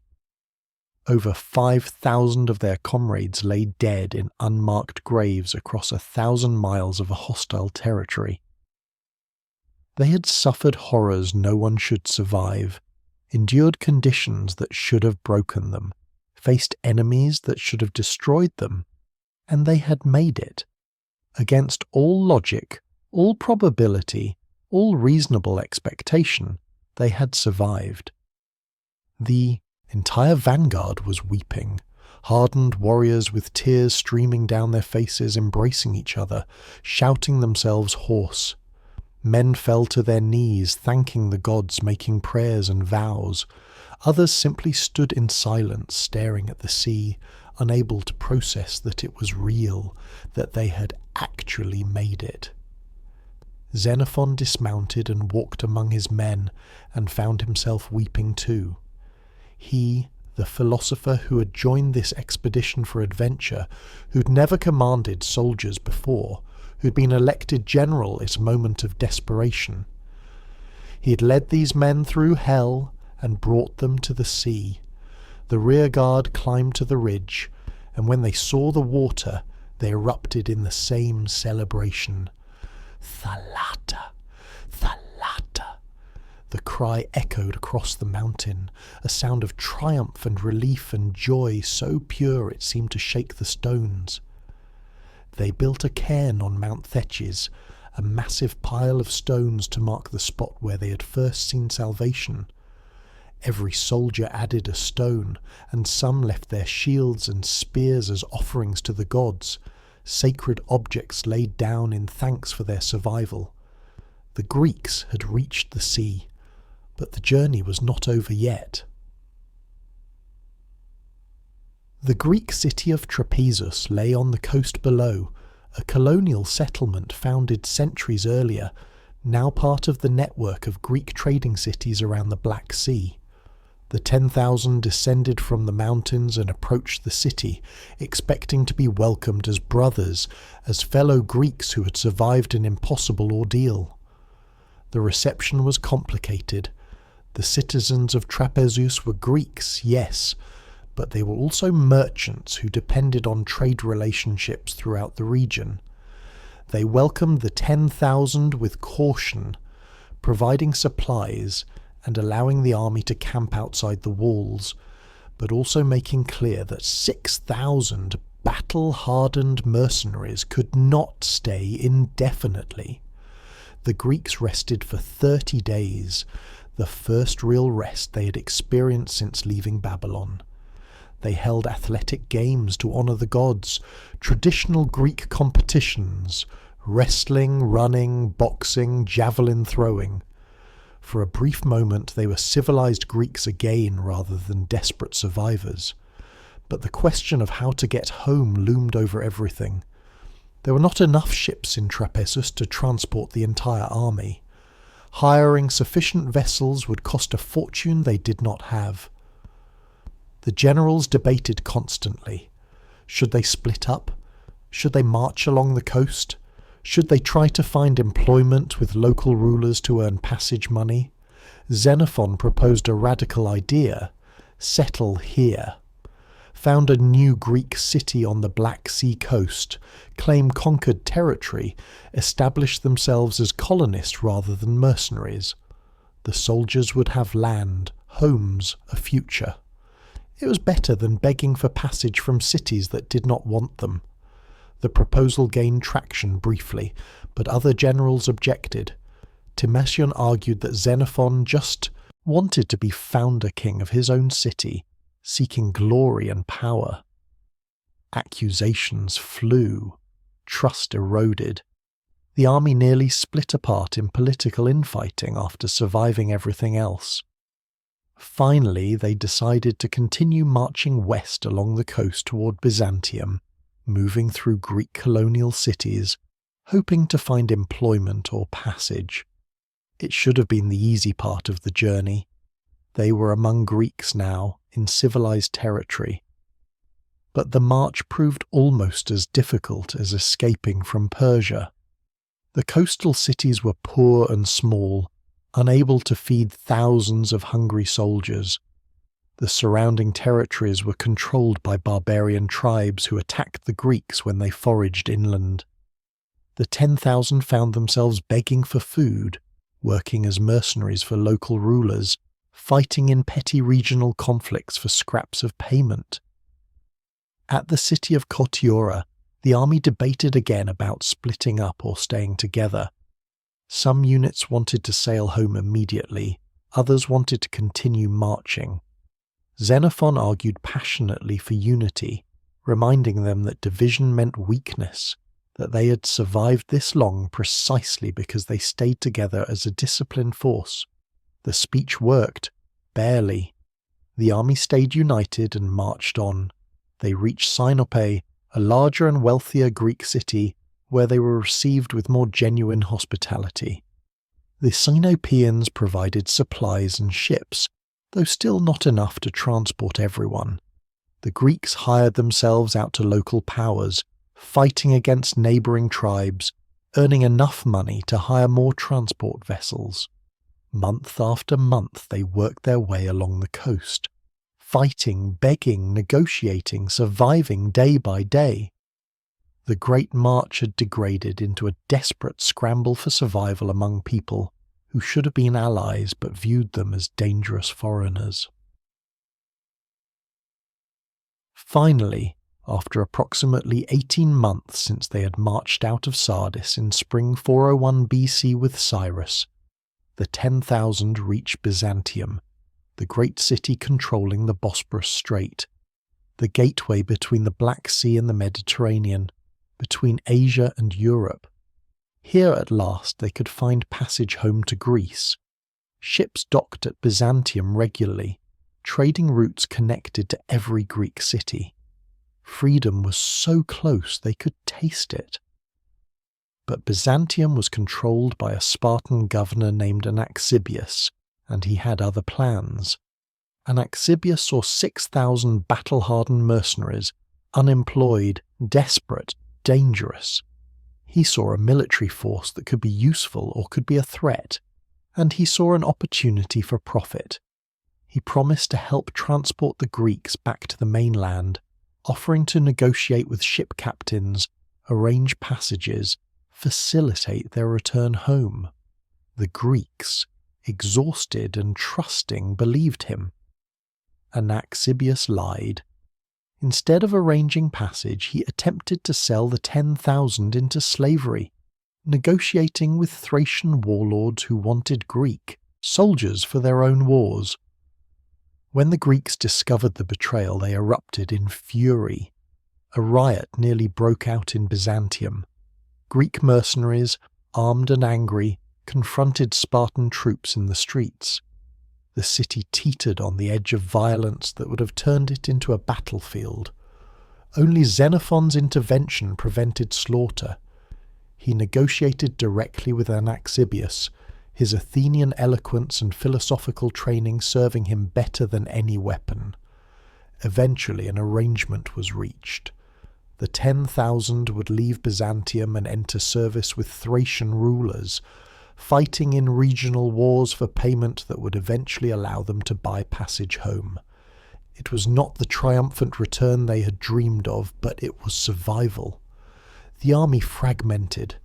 Some units found passage home immediately, sailing to Athens, Sparta, Corinth, various Greek cities, finally returning to families who had believed them dead. Others stayed in Thrace, fighting as mercenaries, too tired or too damaged to return to civilian life. Xenophon himself entered the service of Soothers, a Thracian prince, commanding Greek troops in local conflicts. Later, he joined the Spartan king Agesilaus in campaigns against Persia, coming full circle to make war on the empire he had once fought to escape. But the march, the impossible march of the 10,000, was over. They had survived, and their story would echo through history forever. We have journeyed with them through hell and brought them to the sea. But the story isn't finished yet. We still need to understand what this all meant for the ancient world. But briefly, producing a feature-length documentary that retraces a journey across the breadth of the Persian Empire requires accessing archives and sources from all over the world. I use NordVPN to do that securely. It is a tool I rely on to protect my personal data and browse privately. If you value your online security and want to support the channel's future projects, check the link in the description or the pinned comment for an exclusive deal. Now let's finish this. We need to talk about legacy.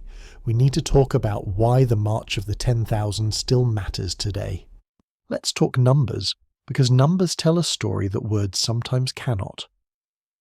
In the spring of 401 BC, approximately 13,000 Greek soldiers marched east from Sardis with Cyrus the Younger, hired to fight what they believed was a minor border conflict. By the time they reached Cunaxa and learned the truth, they were already trapped.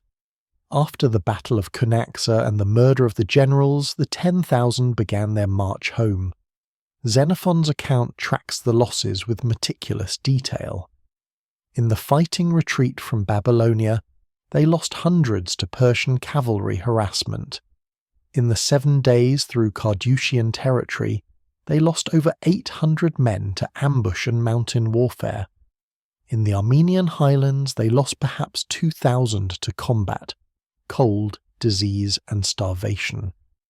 By the time they reached the Black Sea, approximately 6,000 to 7,000 men remained combat effective. Thousands more had been left behind in villages along the route, too injured or sick to continue, hoping local populations would show mercy rather than slaughtering foreign soldiers. Of the original 13,000 who marched with Cyrus, perhaps 5,000 made it all the way home to Greece. The others died or disappeared into the vastness of Asia, their bodies left in unmarked graves across 1,000 miles, their names forgotten except in the memory of comrades who survived. 5,000 out of 13,000, a survival rate of about 40%. By any rational military analysis, the mission was a catastrophic failure. They had lost over half their force, failed their objective, and spent nearly 2 years fighting just to return to where they started. But here's the thing about the 10,000. They weren't supposed to survive at all. The survival rate should have been 0. Every strategic calculation said they were dead men the moment Cyrus fell at Cunaxa. The fact that even one Greek soldier made it home was a miracle. That 5,000 made it home was impossible. And that impossibility changed everything. For over a century, the Persian Empire had been the superpower of the Mediterranean world. After the failed invasions of Greece under Xerxes, Persia had remained the dominant power in the Near East, controlling vast territories from Egypt to India, commanding resources and armies beyond Greek imagination. Greek city-states had fought Persia periodically, winning some battles, losing others, but always operating on the assumption that Persia was fundamentally stronger, larger, wealthier, more powerful. The empire might have been defeated in Greece, But in Asia, on its home territory, Persia was unbeatable. The March of the 10,000 destroyed that assumption completely. Think about it from the Persian perspective. 10,000 foreign soldiers invaded your empire, marched all the way to your capital, tried to overthrow your king. You defeated their employer, killed him in battle. You murdered their generals through treachery. You surrounded them with armies numbering in the hundreds of thousands. You had every advantage: superior numbers, knowledge of the terrain, control of supplies, allied tribes who hated foreigners, and they still escaped. They fought through your armies, your mountain tribes, your winter storms, your every attempt to destroy them. And when they finally reached the Black Sea, they were still a functional military force, disciplined and dangerous, capable of defeating any army you sent against them. That was humiliating. More than humiliating, it was revealing.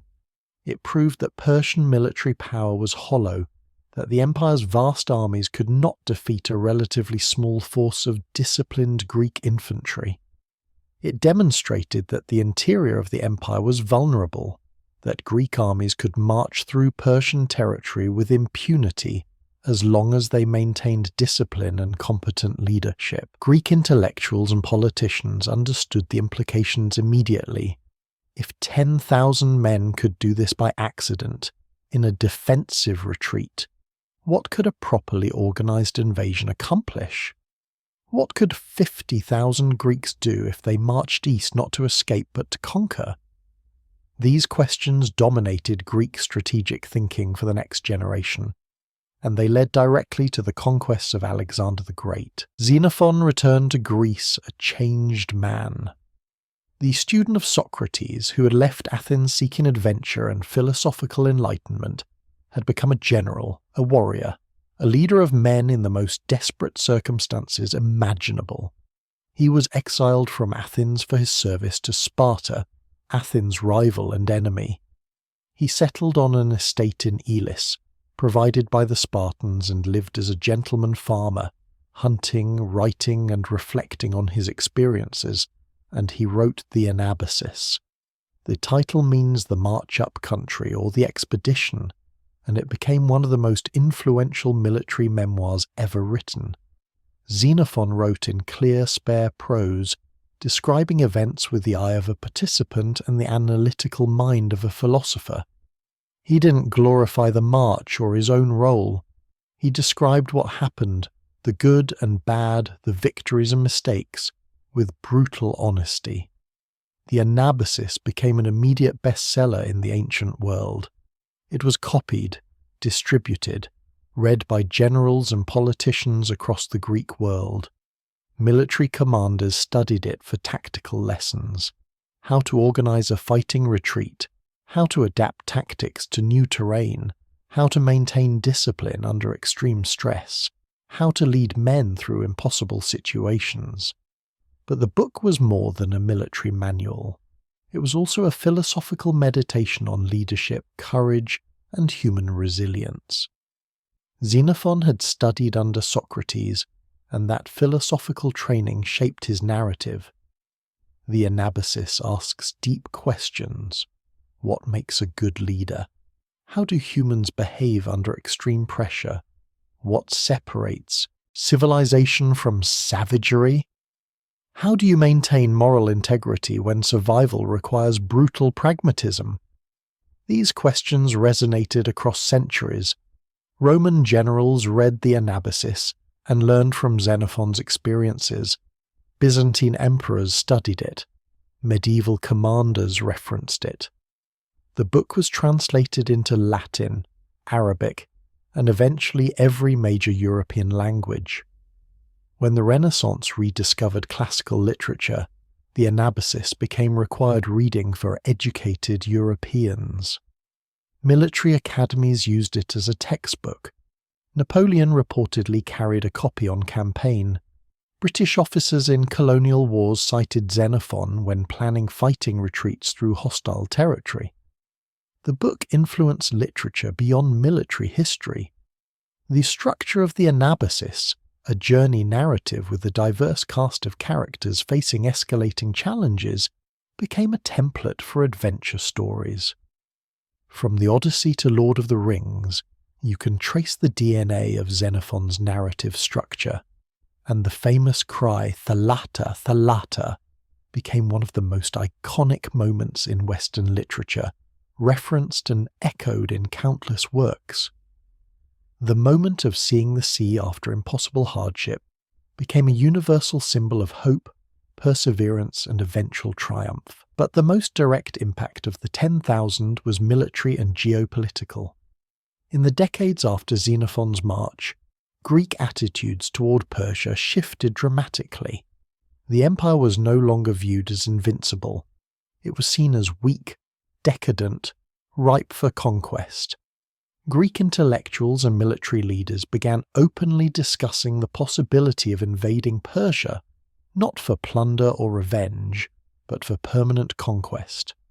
Philip II of Macedon, the brilliant and ruthless king who unified Greece under Macedonian hegemony, planned a Persian invasion before his assassination in 336 BC. His son Alexander inherited that plan along with the throne. Alexander the Great grew up reading the Anabasis. He studied Xenophon's account of Persian military weakness, the vulnerability of the empire's interior, the possibility of small, disciplined forces defeating much larger Persian armies. When he crossed into Asia in 334 BC with an army of approximately 40,000 men, he was following a route Xenophon had proven viable. Alexander's conquest of Persia took just over a decade. He destroyed the Persian army at the Granicus River, then at Issus, then at Gaugamela. He captured the Persian capitals at Persepolis and Babylon. He marched all the way to India before his army finally refused to go further. And throughout the campaign, Alexander reportedly referenced the March of the 10,000. When his own soldiers complained about the length of the campaign, about being so far from home, Alexander reminded them that 10,000 Greeks had marched from Babylon to the Black Sea without his resources, without his army, without his logistical support. If they could do it, his army could certainly continue. The irony is almost poetic. Cyrus the Younger hired Greek mercenaries to help him win a throne. His death and their escape proved Persian vulnerability. That proof inspired Alexander to conquer Persia entirely, destroying the empire Cyrus had tried to rule. The March of the 10,000 was the reconnaissance mission that made Alexander's conquest possible. Strip away the ancient names and unfamiliar geography, and the March of the 10,000 is a story about leadership under the worst possible circumstances, and that story offers lessons that remain relevant 2,400 years later. Xenophon demonstrated that leadership is not about rank or titles. When the generals were murdered, he had no official authority. He was just a gentleman volunteer, younger and less experienced than dozens of other men in the army. But he stood up and spoke when everyone else was paralyzed. He provided direction when there was only confusion. Authority came from action, not from rank. He showed that leaders must share the hardships of their followers. Xenophon commanded the rearguard, the most dangerous position in a fighting retreat. He was in every major battle, took the same risks as his men, ate the same food, suffered the same cold. His men followed him because he never asked them to do anything he wouldn't do himself. He demonstrated the importance of adaptability. The Greek phalanx was the most effective infantry formation in the world on open ground, but it was useless in mountains and forests. So Xenophon created new tactical formations, organized light infantry and cavalry from scratch, adapted Greek methods to new circumstances. Rigid adherence to doctrine would have destroyed the army. Flexibility kept them alive. He understood that morale and hope matter as much as tactics and weapons. After the generals were murdered, the army was ready to surrender. Xenophon gave them hope not through lies but through a plan and a direction. He didn't promise they would all survive. He promised they would fight for survival rather than submitting to slavery. That was enough. These lessons have been studied and applied by military leaders for millennia. George Washington's retreat from New York in 1776, maintaining his army intact despite overwhelming British forces, echoed Xenophon's fighting retreat. The Dunkirk evacuation in 1940, improvising a rescue under impossible conditions, showed the same desperate creativity. The Long March of Chinese Communist forces in 1934-35, maintaining unit cohesion during a strategic retreat, demonstrated the same principles of disciplined withdrawal. Modern military academies still teach the Anabasis as a case study in small unit leadership, tactical adaptation, and maintaining morale under extreme adversity. The specific weapons have changed, but the fundamental challenges of leading soldiers through desperate situations remain constant. But beneath all the tactical, analysis and geopolitical significance, the March of the 10,000 is ultimately a story about human beings pushed to their absolute limits and somehow finding the strength to survive. These were not mythological heroes. They were ordinary men, farmers from Arcadia, fishermen from coastal cities, craftsmen from Athens, Spartans fleeing legal troubles, exiles seeking employment, young men looking for adventure, old veterans hoping for one more payday before retirement. They signed up for a routine mercenary contract, a few months' work for good pay. They ended up fighting for their lives for nearly 2 years, marching across a continent, losing friends to arrows and cold and starvation and disease. They saw things that would haunt them forever.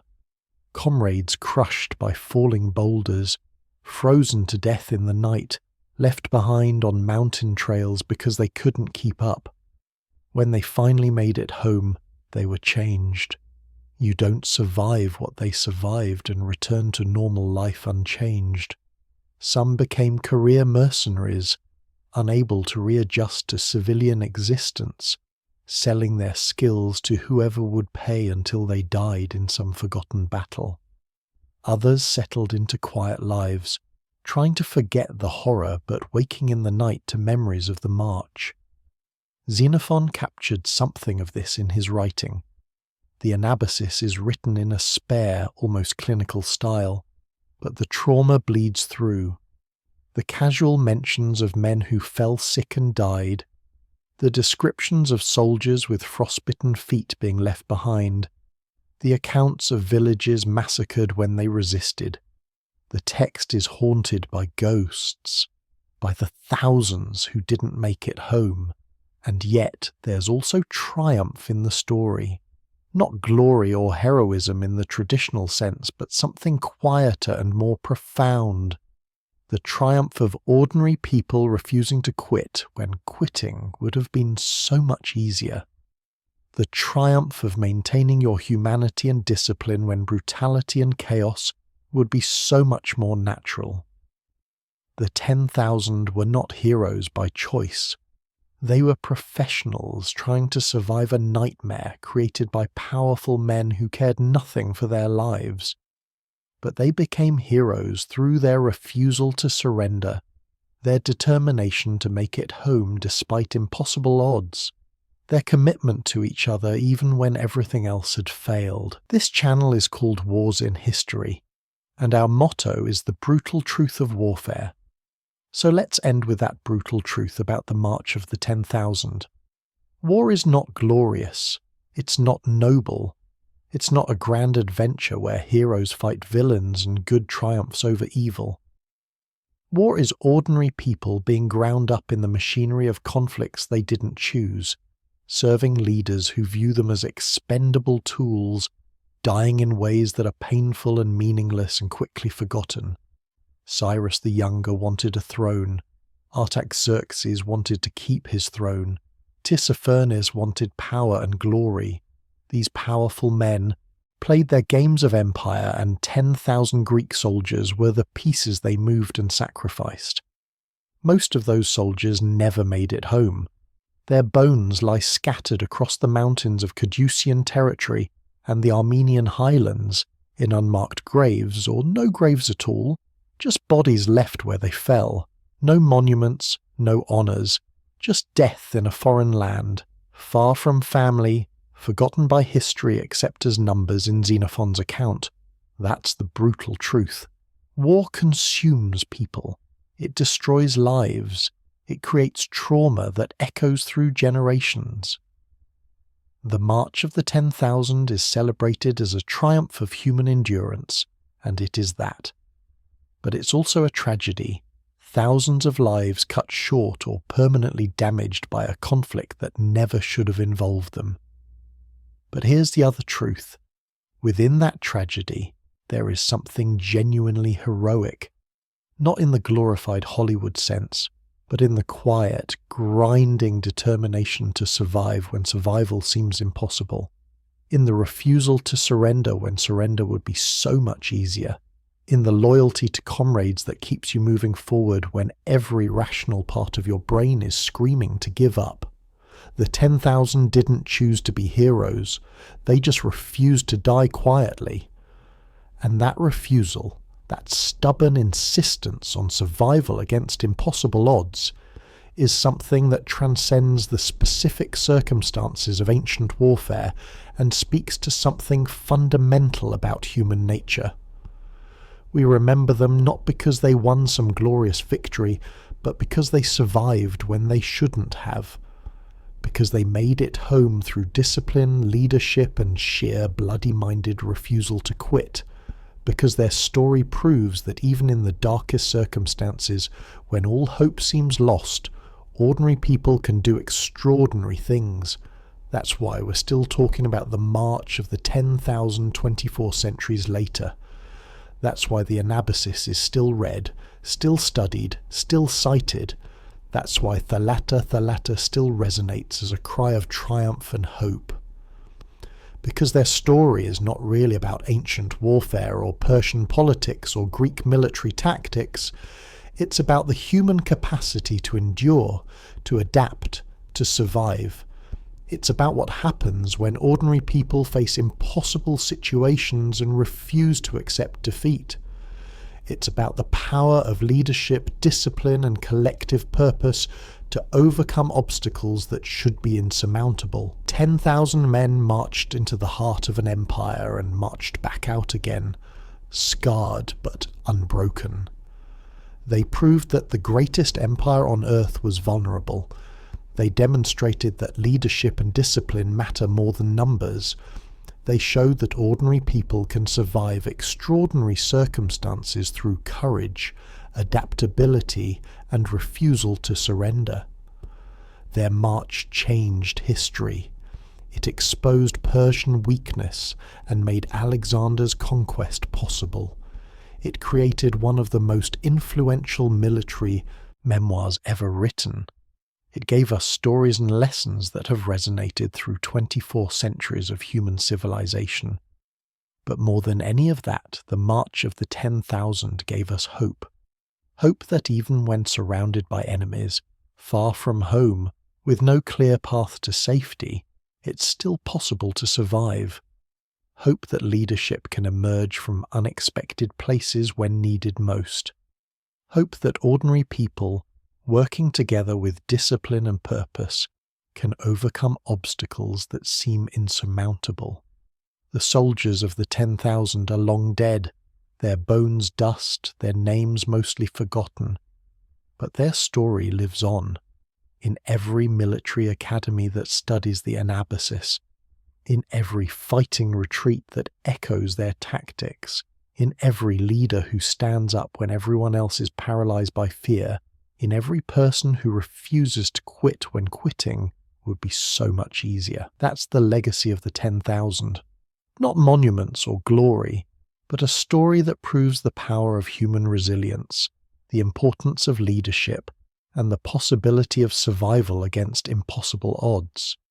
They were 10,000 heroes, not because they sought glory, but because they refused to surrender.